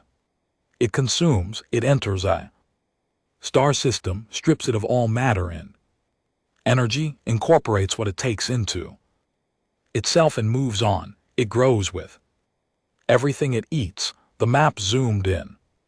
The red region pulsed. We have been fighting it for 4 centuries. We have thrown everything we have at it. Weapons, technology, strategies that took us decades to develop. We have slowed it. We have not stopped it. It learns, it adapts. Every weapon we use, it develops resistance to. Every tactic we employ, it finds a counter for. It is the most dangerous thing we have ever encountered, and it is heading this way. She pointed at the map. The red tendrils were reaching toward the outer veil, toward the known galaxy, toward every world and every species the conquered called home. At its current rate of advance, it will reach the outer veil. Within 2 years, it will reach the conquered's outer territories. Within 3, and if it is not stopped, it will consume everything, every world, every species, every star, everything. The chamber erupted. Voices screamed over each other, denials, demands for proof, accusations of deception. Veil was on his feet again, his voice booming. This is a trick, a fabrication designed to make us submit to Terran authority. They appear from nowhere with an impossible fleet and an impossible story and expect us to believe them. I know this is a conquest disguised as a warning. Several delegations shouted their agreement. The chamber descended into Bidum. HFY watched the chaos with an expression of weary patience. she had expected this. She had planned for it. She waited until the shouting reached its peak and then spoke again, and somehow her voice, calm, clear, and cutting, sliced through the noise like a blade. I understand your doubt. In your position I would doubt too, so let me offer you proof. She nodded to someone off-screen. A moment later the holographic display changed. Raw data began streaming across every screen in the chamber, sensor readings, combat footage, scientific analyses, damage reports, hundreds of files, thousands of data points, all meticulously documented, done all carrying Terran authentication codes that the conquered systems could verify independently. The combat footage was the most disturbing. It showed Terran ships engaging the swarm in a system that no one in the chamber had ever seen. The swarm organisms were nightmarish, vast, shapeless masses of dark biomechanical matter that moved with a fluid, predatory intelligence. They swarmed over Terran ships like living shadows, dissolving hulls, absorbing energy, growing larger with every bite. The Terran ships fought with weapons that made the conquerors' best armaments look like toys, beams of energy that could crack planets, projectiles that moved at relativistic speeds, shields that burned with the light of captured stars. And still the swarm came, still it adapted, still it grew. In one piece of footage, in a Terran cruiser, a ship larger than anything the conquered had ever built, was overwhelmed. The swarm organisms covered it completely, dissolving it from the outside in. The ship's final transmission was a single word broadcast on all frequencies. Remember, the chamber was quiet now. Even Valith had sat down. Sitha watched from her seat in the observer's gallery. She had seen some of this data already, fragments, hints, pieces of the puzzle she had been assembling for months, but seeing it all together, seeing the scale of what humanity had been fighting, she felt a cold weight settle in her stomach. And then she did something she had not planned to do. She stood up. Observer's gallery was not supposed to participate in assembly proceedings. Archivists were meant to watch and record, not to speak, but Sitha had been watching and recording for months while the assembly ignored every warning she had tried to give them, and she was done being silent. The Admiral is telling the truth, she said. Her voice was not loud, but in the stunned quiet of the chamber it carried to every corner. Hundreds of heads turned toward her. She felt the weight of all those eyes. Diarleith, Corvathi, the Sari, Valari, and a dozen other species, and she did not flinch. 6 months ago, I found data caches in the deep archives of the Great Library, files that were over 40,000 years old. They described the Terran, their biology, their history, their first contact with the galaxy, and their disappearance. I brought this evidence to the assembly. I was laughed at. I was dismissed, where Commander Vale himself called me a child playing with old files. She looked directly at Vale. The Dreeth Commander scales had gone, a mottled shade that meant either anger or embarrassment, possibly both. The data caches also contained warnings, Sitha continued, not just about the Terran, but about what they were preparing for. The ancient species that wrote those files knew something was coming. They knew the Terran were the galaxy's best chance of surviving it, and they erased the Terran from history anyway because they were too proud and too afraid to admit that a Death World species might be more important than they were. She looked around the chamber. The conquered has spent 50,000 years telling itself that it is the pinnacle of galactic civilization, that there is nothing out there it cannot handle, and that its military is strong enough, its technology advanced enough, its species wise enough to face any threat, and for 50,000 years that has been a lie. Only reason this galaxy has survived is because a species you tried to erase has been protecting you from the shadows. The silence in the chamber was total. Sitha's eyes had shifted to the deep, burning gold of Valari conviction, a color that meant she would not be moved.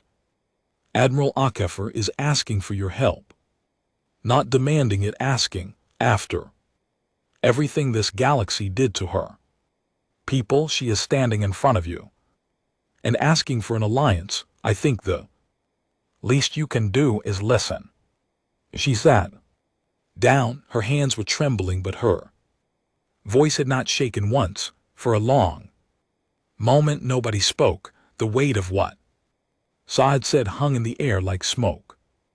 Then a new voice cut through the silence. It came not from the chamber floor, but from a secure communication channel that was suddenly broadcast to every speaker in the room. The archivist is right. It was Warlord Cow's. His image appeared on the chamber's central display, a massive Drael, old and scarred, his scales the dark gray of advanced age. His eyes were the color of old iron. He was not in the chamber, but his presence filled it anyway. I sent a covert fleet to the outer veil 3 months ago, Kaitho said. His voice was flat and hard. 12 ships, our best. They encountered the Terran fleet. They were outmatched in every conceivable way. The Terran could have destroyed them with a thought. Instead they talked. They explained. They showed us what was coming. He paused. When he continued, there was something in his voice that the assembly had never heard from a Dalith warlord before. Humility. I have spent 200 years defending the conquered. I have fought every enemy this galaxy has produced, and I am telling you now, without pride and without shame, that the Devourer swarm is beyond anything we can face alone. The Terran have been fighting it for 400 years with technology that makes ours look primitive, and they are losing. If they cannot stop it alone, we certainly cannot. Vale rose to his feet. You sent a fleet without authorization. You concealed intelligence from the assembly. You have betrayed. I have done what needed to be done, Cows said, cutting him off, as I always have. And what needs to be done now is to stop arguing about politics and start preparing for war, real war, not the border skirmishes and trade disputes that pass for conflict in this comfortable, complacent, conquered war. For survival. His eyes swept the chamber. Through the display screen. The Terran are not our enemy. They never were. The swarm is our enemy, and if we do not unite, all of us, every species, every ship, every weapon we have, then there will be nothing left to argue about. The chamber began to stir. Voices rose, some in anger, some in fear, something that might have been the beginning of agreement. The Korvati delegation was conferring urgently among themselves. The Thesari were already calculating logistics. The smaller species, the ones who had always been overlooked in the conquered's power games, were watching with a mixture of terror and strange hope. If the old order was breaking, maybe what came next would give them a voice they had never had. Vale was still standing, his jaw clenched, his scales dark with fury, but he was alone. The other members of the Draelith delegation had not risen to support him. They were looking at the combat footage still playing on the Screens, Terran ships being devoured by the swarm, and they were doing the math that every military mind in the chamber was doing. If the Terran with all their power could not win alone, then they Concord's choice was simple: unite or die. Vale sat down. He did not speak. Again, on the Everest Bridge, Admiral Offer watched the Assembly's deliberations through the live feed. Her executive officer, Captain James Adme, stood beside her with his arms crossed. "They are coming around," Adme said. "Some of them," Akefer replied. "Not all." "One. Not yet, but enough." She turned away from the screen and looked out the bridge's main viewport at the Sarah Prime below, a beautiful world, green continents, blue oceans, white clouds. It reminded her of the pictures of Earth that hung in every Terran school and home and government building, a reminder of where they came from and what they were fighting to protect. "Get me, Commander." "Oh," she said, "and Dr. Ray's, I want a full technical briefing prepared for the Concord's military leadership, ship specifications, weapon systems, shield frequencies, tactical doctrines, everything if they are going to fight. Beside us, they need to know what they are fighting. And what about the trap?" Adami asked quietly. Akefer was silent. For a moment, the trap, the plan that humanity had been building in secret for over a century on a network of dead stars, stellar remnants that had been carefully selected, repositioned, and rigged with energy collectors that could harness and focus the residual power of a collapsed star, a weapon of last resort designed to deliver a single devastating blow to the swarm's core intelligence. The problem was the bait. The trap would only work if the swarm's core, the central node that coordinated its billions of organisms, could be lured into the kill zone, and the only bait that would work was a fleet large enough and aggressive enough to make the swarm commit its full force. A fleet that would have to hold the line against the full might of the devourer swarm while the trap was being armed. Fleet that would take catastrophic losses, a fleet that might not survive.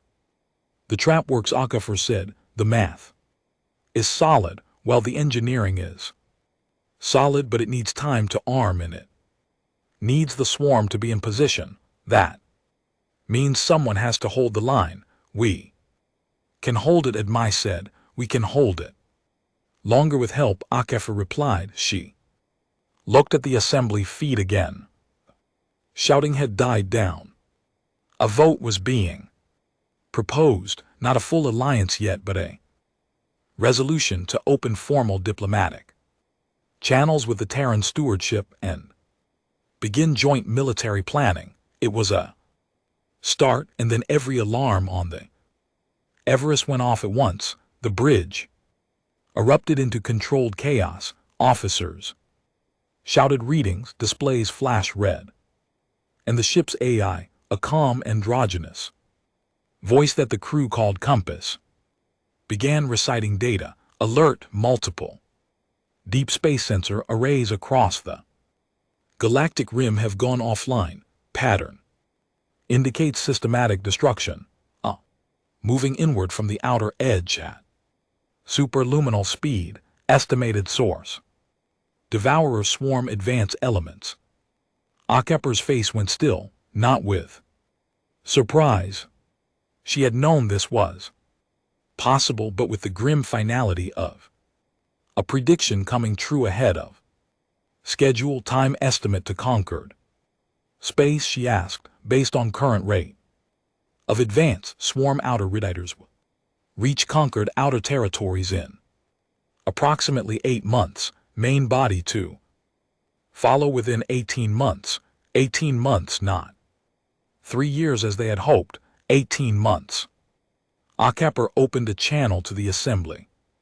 Her voice was steady, but there was an edge to it now, the edge of a woman who had just watched her timeline get cut in half. Members of the Concord Assembly, I regret to inform you that the situation has changed. Deep space sensors across your galactic rim are being destroyed in a pattern consistent with Devour Swarm.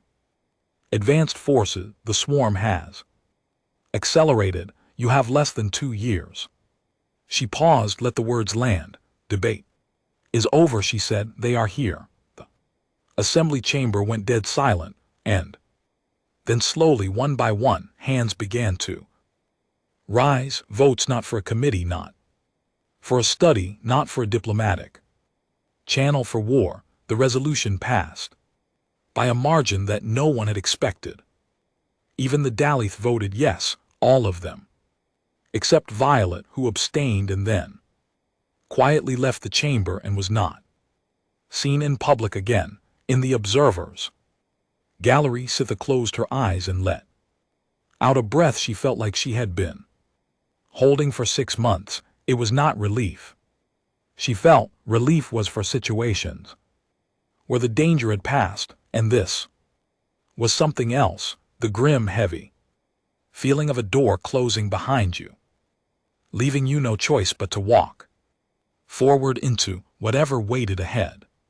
She opened her eyes and looked up at the viewport where the Everest hung like a green jewel against the black. Somewhere out there in the darkness between the stars, something vast and hungry was coming, and for the first time in 50,000 years, the galaxy was going to face it together. She did not know if it would be enough, but it was a start. The first 8 months after the Terran revealed themselves were the busiest the galaxy had ever known. Every shipyard in the Concord ran day and night. Every factory, every forge, every workshop on every world turned its output to the war effort. Species that had been rivals for centuries worked side by side, sharing technology, was sharing resources, sharing knowledge that they had jealously guarded for millennia. The Terran made this possible not by demanding it but by offering it. They opened their databases. They shared weapon designs, shield configurations, engine blueprints, and manufacturing techniques that advanced the Concord's technology by thousands of years. Overnight, they sent engineers and scientists to every major shipyard in Concord space, patient men and women who worked alongside alien species they had never met and treated them as equals. Without hesitation, it was in many ways the most human thing they could have done. Not the technology, not the ships. The simple act of standing next to someone and saying, "Here, let me help." Admiral Acupper coordinated the military preparations from the Everest went, which had become the de facto command center for the Joint Fleet. She worked with Warlord Cows, who had been formally stripped of his rank by the Draleth hegemony for his unauthorized fleet deployment, and then immediately reinstated when the Assembly realized he was the only Dr. Leith commander the Terran trusted. The relationship between Offer and Cows was not easy. She was calm and methodical. He was blunt and aggressive. She planned in terms of years and centuries. He thought in terms of the next battle, but they shared one thing, a complete unwillingness to waste time on politics when the survival of every living being in the galaxy was at stake. Their first meeting aboard the Everest set the tone. Cows had arrived with a delegation of Draith military officers on all of them, radiating the stiff-back pride that their species was known for. The Everest corridors were wide enough to accommodate even the largest Draith, but Kytho still had to duck through several doorways. When he reached the bridge and saw Opera for the First time a small human woman who barely reached his chest, he stopped and studied her for a long moment. You are smaller than I expected, he said. You are larger than I expected, HFY replied without missing a beat. And yet, here we are both needing each other. Shall we get to work? Cows had stared at her for another moment, then for the first time in anyone's memory, the old warlord laughed. It was a deep rumbling sound that startled his own officers. Yes, he said, let us get to work. They worked well together. Ows brought the conquered's military forces into line with an iron hand and a tactical mind that even Opera respected. He bullied, threatened, and occasionally inspired the 12 species' desperate fleets into something resembling a unified force. He was not gentle about it, but he was effective. HFY provided the strategy. The plan was simple in concept and staggering in execution. The Terran had spent over a century building the threshold array, a network of 7 dead stars carefully selected and positioned in a chain across the approach corridor. The swarm would have to use to reach the core of the galaxy. Each dead star had been fitted with energy collection and focusing systems that could harness the residual power trapped in the collapsed stellar cores. When activated simultaneously, the 7 stars would channel their combined energy into a single focused beam, a weapon that would, in theory, deliver enough power to destroy the swarm's central intelligence node. The central intelligence was the key. The swarm was not a collection of independent organisms. It was a network. And at the center of that network was a node, a vast ancient entity that coordinated the billions of swarm organisms. Without it, the swarm would collapse into mindless fragments, still dangerous but no longer capable of the coordinated, adaptive behavior that made it unstoppable. The problem was getting the central node into the kill zone. The node was protected by the densest concentration of swarm organisms in the galaxy. It never exposed itself. It stayed deep within the swarm's territory, surrounded by billions of defenders and directing the advance from safety. To draw it out, they needed bait. They needed a threat so significant that the central node would commit everything, its full force, its personal guard itself, to the fight. They needed to make the swarm believe that this was the decisive battle, that the galaxy's defenders were making their final stand, that victory was within reach. They needed to put a fleet in the swarm's path and hold it there. HFY explained this to the Joint Command Staff, Terran Admirals, Drelith warlords, Corvathi fleet commanders, the Sari tactical officers, and representatives from every other conquered species in a meeting aboard the Everest that lasted 14 hours.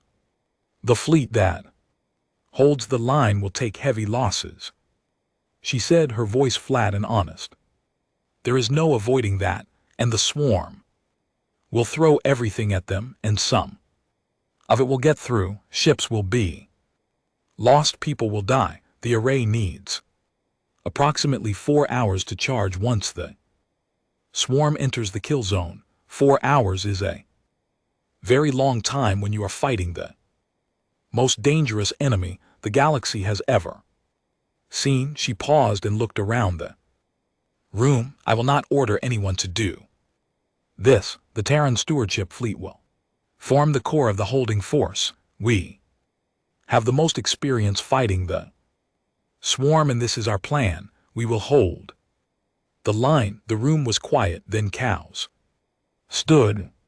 The Dreeth will stand with you, he said, not asking permission, not consulting his government, just stating A fact, one by one the other commanders stood, the Corvathi, the Thessari, the Valari, even the Valari, a species of scholars and archivists who had never been known for their military prowess, committed every ship they had.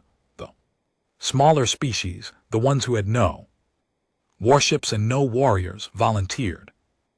Their cargo vessels, their medical ships, their construction rigs, whatever they had. By the end of the meeting, the holding fleet numbered over 30,000 ships from every species in the conquered, anchored by the Terran stewardships. 12,000 warships. It was the largest military force ever assembled in the history of the galaxy, and every being in that room knew it might not be enough. The swarm arrived at the outer veil 6 weeks ahead of the most pessimistic projections. The deep space sensor network, what was left of it, detected the approach as a wall of gravitational distortion sweeping across the galaxy's rim, and behind that wall was darkness. The swarm had consumed everything in its path: stars, planets, dust, gas, light. Itself, it left behind nothing but void. The joint fleet was waiting. They had positioned themselves along the threshold, the chain of dead stars that formed the array. The formation stretched across a front of nearly 2 light years, with the Terran fleet at the center and the conquered forces on the flanks. Behind them, hidden among the dead stars themselves, were the array's activation systems, massive energy collectors that hummed with barely contained power, waiting for the signal to fire. Admiral Offer stood on the bridge of the Everest and watched the swarm come. It was, she had to admit, the most terrifying thing she had ever seen, and she had been fighting the swarm for 30 years. The advanced forces came first, clouds of smaller organisms, each one the size of a shuttle, swarming in patterns that shifted and flowed like living liquid. Behind them came the larger forms, creatures the size of cruisers, bristling with energy weapons grown from their own bodies, capable of dissolving starship holes with a touch. And behind those, barely visible on the sensors, but unmistakable in its gravitational signature, came the main body, the central mass, billions upon billions of organisms packed so tightly together that they registered on sensors as a solid object, a wall of dark matter and stolen energy that stretched across the galaxy like a tidal wave. And at its heart, buried deep within the mass, the central node pulsed like a malevolent heartbeat. All fleet elements, this is Admiral Akefer. When the swarm is entering the engagement zone, all ships to combat stations, remember your training, remember your positions, hold the line. She paused. The bridge was quiet. Every officer, every technician, every crew member was watching her. "I know what I'm asking of you," she said, and her voice was softer now. Not weak, never weak, but honest, the voice of a woman who had carried this burden for years and was about to share it with the galaxy. "I'm asking you to stand in the path of the most destructive force this galaxy has ever known. I'm asking you to fight and to bleed and to hold for 4 hours. Some of you will not survive. I will not pretend otherwise." She straightened. "But I have seen what every species in this fleet is capable of.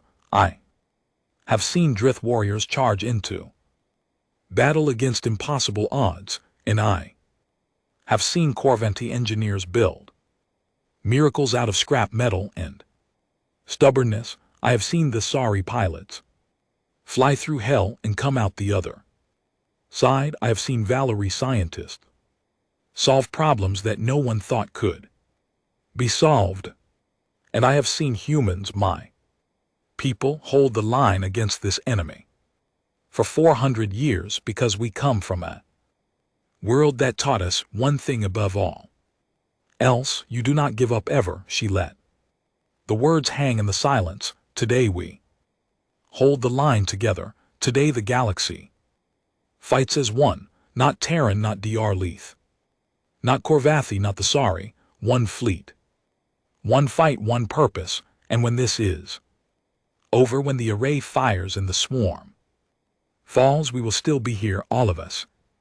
Together, she opened her eyes and looked at the wall of darkness approaching on the tactical display. And when all ships engaged, the battle of the threshold began at 8:47 hours, Galactic Standard Time. It would last 4 hours, 11 minutes, and 37 seconds.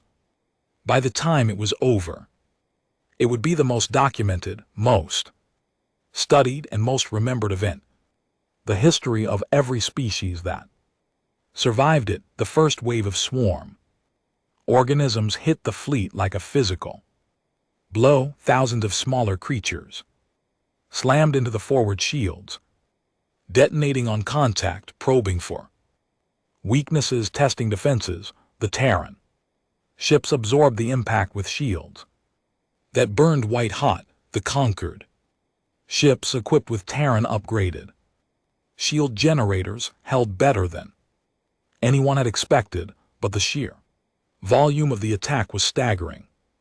Within the first 30 minutes, the fleet had destroyed millions of swarm organisms. It did not matter. There were always more. The swarm did not think in terms of individual losses. It thought in terms of the whole, and the whole was vast beyond comprehension. The larger swarm creatures engaged next. They were smarter, more dangerous, capable of coordinated attacks that targeted weak points in the fleet formation. Corvathi cruiser took a direct hit and lost its starboard shield array before the breach could be exploited. A Terran frigate, the TSS Defiant, moved to cover the gap, taking fire that would have destroyed the Corvathi ship. The Defiant held for 7 minutes before its shield failed. Its crew evacuated to the Corvathi cruiser via emergency transport. The Defiant continued to fight on automated systems for another 4 minutes before it was overwhelmed. It was the first ship lost. It would not be the last. By the end of the first hour, the fleet had lost over 300 ships. Most were smaller vessels, frigates, corvettes, support ships that had gotten caught in the swarm's attacks, but several cruisers had fallen too, including 2 Dralith heavy cruisers that had charged too deep into the swarm formation and been surrounded. Cows watched the battle from the bridge of his flagship, the Drelith Dreadnought. Unbreakable, he had wanted to lead from the front, but HFY had talked him out of it. I need you alive, and thinking, she had told him, leave the dying to people who are worse at strategy. He had not liked it, but he had seen the logic. Now he stood at the tactical display and directed the conquered forces with a precision that surprised even HFY. He shifted formations, reinforced weak points. He ordered retreats when necessary and advances when possible. He was not gentle. He was a Drael, and gentleness was not in his nature, but he was effective. Under his command, the conquered forces held their line. R2 was worse. The swarm adapted as it always did. It learned the frequencies of the fleet shields and began producing organisms specifically designed to penetrate them. It targeted communication relays, trying to cut the fleet coordination. It sent fast-moving strike groups around the flanks, forcing the fleet to spread its defenses thin. The Terran fleet bore the worst of it. They were at the center, directly in the swarm's main path, and they fought with a ferocity that the conquered species had never seen. Terran ships did not retreat. When damaged, they patched what they could, rerouted what they could not, and kept fighting. When weapons failed, they used their ships as battering rams. When shields failed, they flew into the swarm's formations and detonated their reactors, taking thousands of organisms. With them, it was not bravery exactly. It was something deeper, something that came from 60,000 years of evolution on a world that had never once promised them safety. It was the refusal to stop. Absolute bone-deep cellular level. Refusal to accept defeat. The conquered forces watching the Terran fight found something they had not expected. Inspiration. The Draelith, who prided themselves on being the galaxy's warriors, saw a species that fought with a raw and desperate courage that put their own traditions to shame. The Korvathi, who valued practicality above all, saw engineers performing miracles under fire, rigging impossible repairs with impossible speed. The Velari, who had never considered themselves fighters, saw people who were afraid, genuinely, visibly afraid, and fought anyway, and they fought harder because of it. Hour 3. The array's charging systems were at 60%. The swarm's central node was moving closer, drawn by the intensity of the battle, committing more and more of its forces. HFY watched the tactical display with unblinking eyes. The node was approaching the kill zone, slowly, cautiously, but approaching. "Hold the line," she said over and over. "Hold the line." The fleet held. Ships fell. Heroes died. A Thesari pilot named Van flew her damaged fighter into the throat of a swarm creature the size of a battleship and detonated her payload, destroying it from the inside. Korvathi engineering team on a crippled cruiser sealed themselves in the reactor room and manually stabilized the core, keeping the ship fighting for an extra 40 minutes before the swarm broke through. A squad of Draith Marines there, ship destroyed, drifted in space in nothing but combat suits and fought the swarm organisms with handheld weapons until a Terran rescue shuttle picked them up. And on the Everest, Admiral Offer commanded. The Everest had taken hits, many hits. Its shields were flickering. Its hull was breached in 7 locations, and its biosphere, the forests and lakes and living systems that had eaten the galaxy when the ship arrived at the Sarah Prime, was burning in places where the hull had failed, but the ship was still fighting. Its weapons still fired, its shield still held, and HFY still stood on its bridge, directing the battle with a calm that her crew found almost supernatural.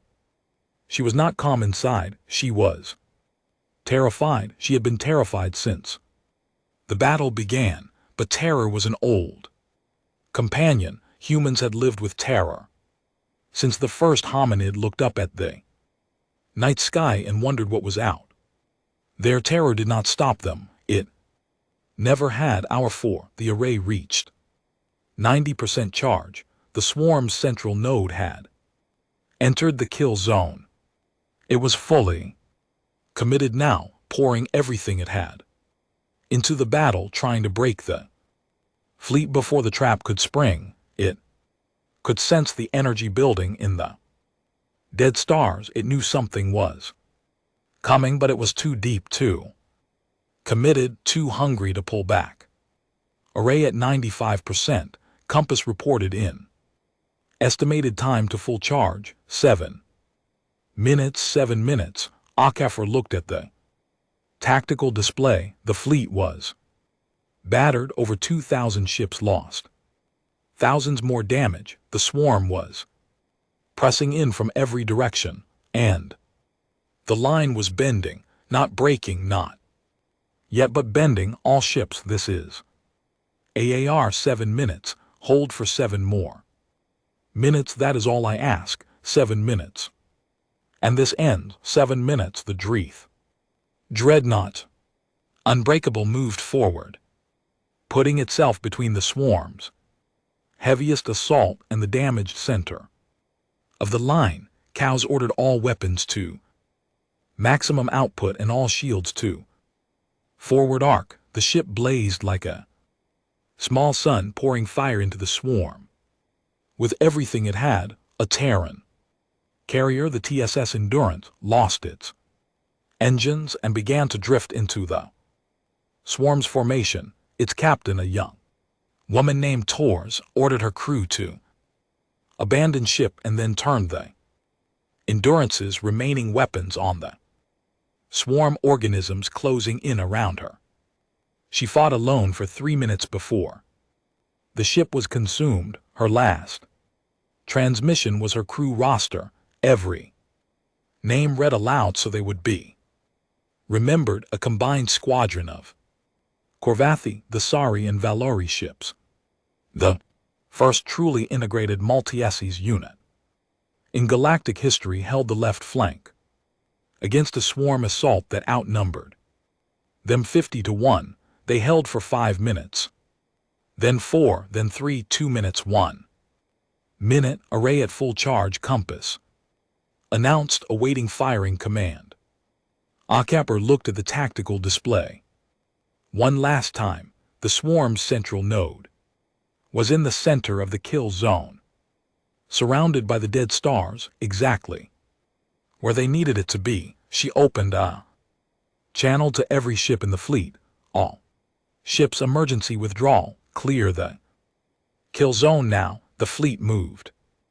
Battered, damaged, bleeding, but moving. Ships that had been fighting for 4 hours suddenly reversed course and burned for the edges of the formation at maximum speed. The swarm pursued, sensing retreat, surging forward. The central node followed deeper into the kill zone. Drawn by the promise of victory, Akapper waited until the fleet was clear. Then she gave the order, fire. 7 dead stars ignited. The energy released was beyond anything the galaxy had ever witnessed. 7 collapsed stellar cores, each one containing the compressed energy of a star that had burned for billions of years. It released their power simultaneously through the focusing arrays that humanity had spent a century building. The beams converged on a single point, the center of the kill zone, where the swarm's central node pulsed with stolen life. The light was visible across the galaxy. On Thessa Prime, half a galaxy away, people looked up and saw a new star appear in the sky, brief, brilliant, and terrible. On 100 other worlds, 1,000 other worlds, beings of every species watched the flash and wondered what it meant. At the center of the threshold, the swarm's central node screamed. It was not a sound, it was a wave of psychic anguish that every telepathically sensitive species in the galaxy felt, like a physical blow. The Velari on the fleet ship staggered, their eyes flashing through every color at once. Wana theory clutched their heads. Even the Dralith, who had no telepathic sensitivity at all, felt something, a deep primal shudder, as if the universe itself was flinching. The central node dissolved. The energy beams tore it apart at the molecular level, then the atomic level, then the subatomic level. It ceased to exist. And when it ceased to exist, the billions of swarm organisms that it had coordinated ceased to function. Across the battlefield, the swarm stopped. The great dark shapes that had been attacking with such terrible intelligence went rigid. Then Limp then still, they drifted.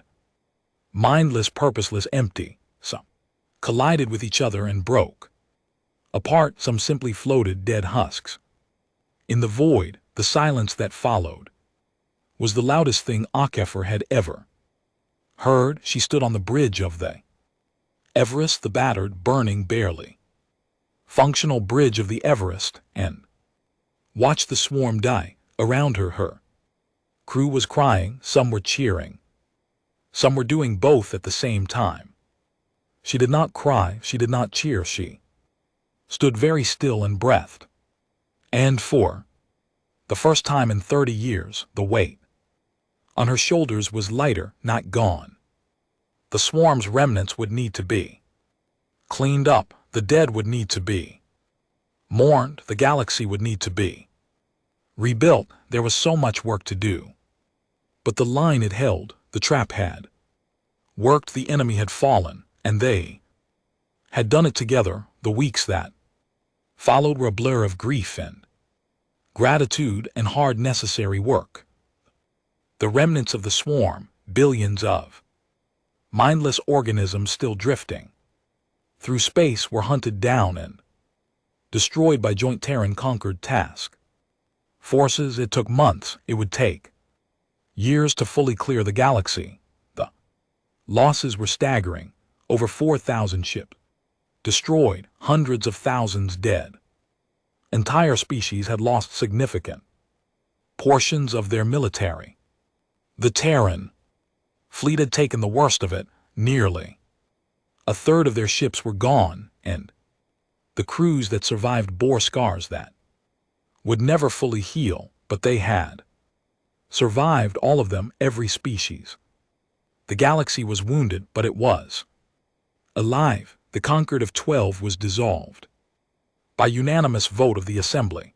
In its place, a new body was formed, the Galactic Accord, with seats for every species, including humanity. It was not a perfect institution. Nothing was, no. But it was built on a foundation that the old Concord had never had: genuine equality, genuine cooperation, and the memory of what happened when every species in the galaxy stood together against the dark.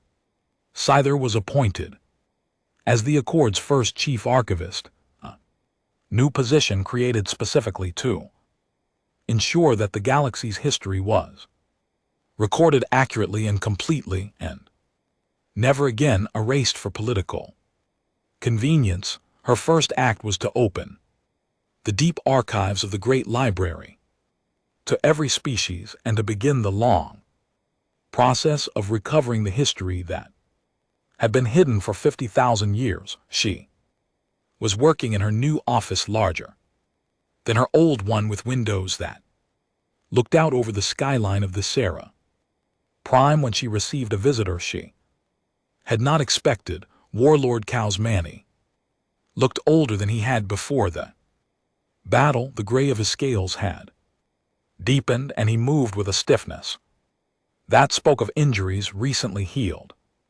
But his eyes were the same, sharp, hard, and oddly gentle.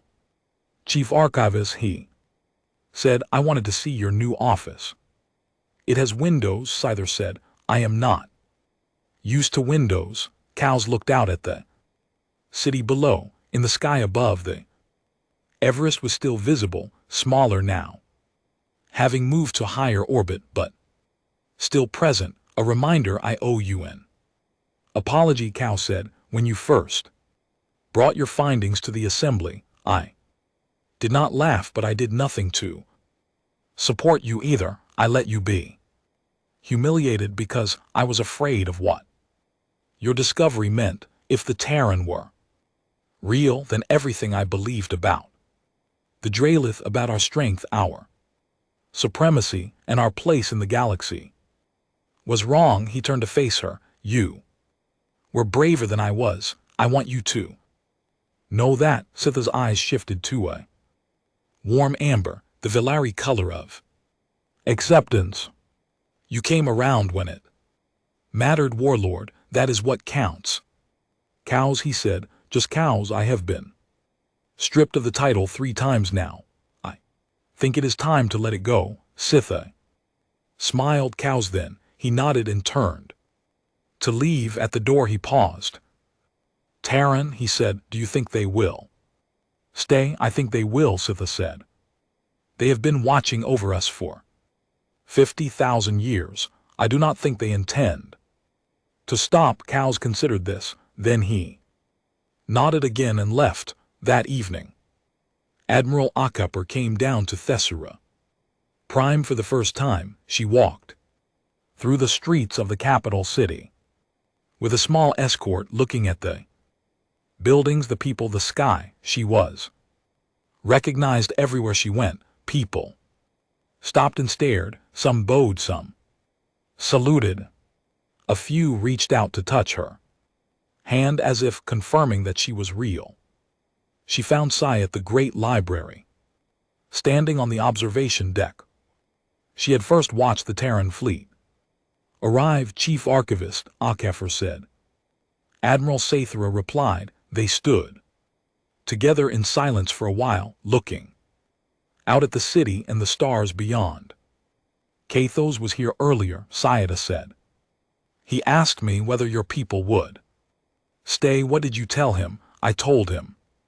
Yes, Akupper nodded slowly. You were right. We are staying, not because we need something from you, not because we want to rule, because this is our galaxy too. It always was, even when we were told it was not. Sitha turned to her. Can I ask you something? Kaithos asked it too, in a different way. Your people had the power to take this galaxy at any point in the last 50,000 years. You had the technology, the ships, the strength. You could have come back and conquered everything. Why did you not? Akupper was quiet for a long time. When she spoke, her voice was soft, and there was something in it that Sitha could not quite identify. It might have been sadness, it might have been pride, it might have been both. We came from a world that tried to kill us every day. We were on it, she said. Every earthquake, every storm, every predator, every disease, our planet threw everything it had at us, and we survived, not because we were the strongest or the fastest or the smartest. If we survived because we refused to let anything, including ourselves, stay broken. She looked up at the stars. That is what we are, fixers, builders, stubborn, irrational, beautiful fools who look at a broken thing and say, no, I can fix that. We did not conquer the galaxy because conquering is just another way of breaking things, and we have had enough of broken things. Saya stood beside her and felt something shift inside her. Something fundamental, something that had been waiting to click into place since the moment she had found that ancient data cache in the deep archives. I need to update your file, she said. Akupper raised an eyebrow. Our file. Original data cache I found, the one that started all of this. It classified your species under a single word, myth. And what will you change it to? Sitha smiled, and her eyes shifted to the brightest gold she had ever felt.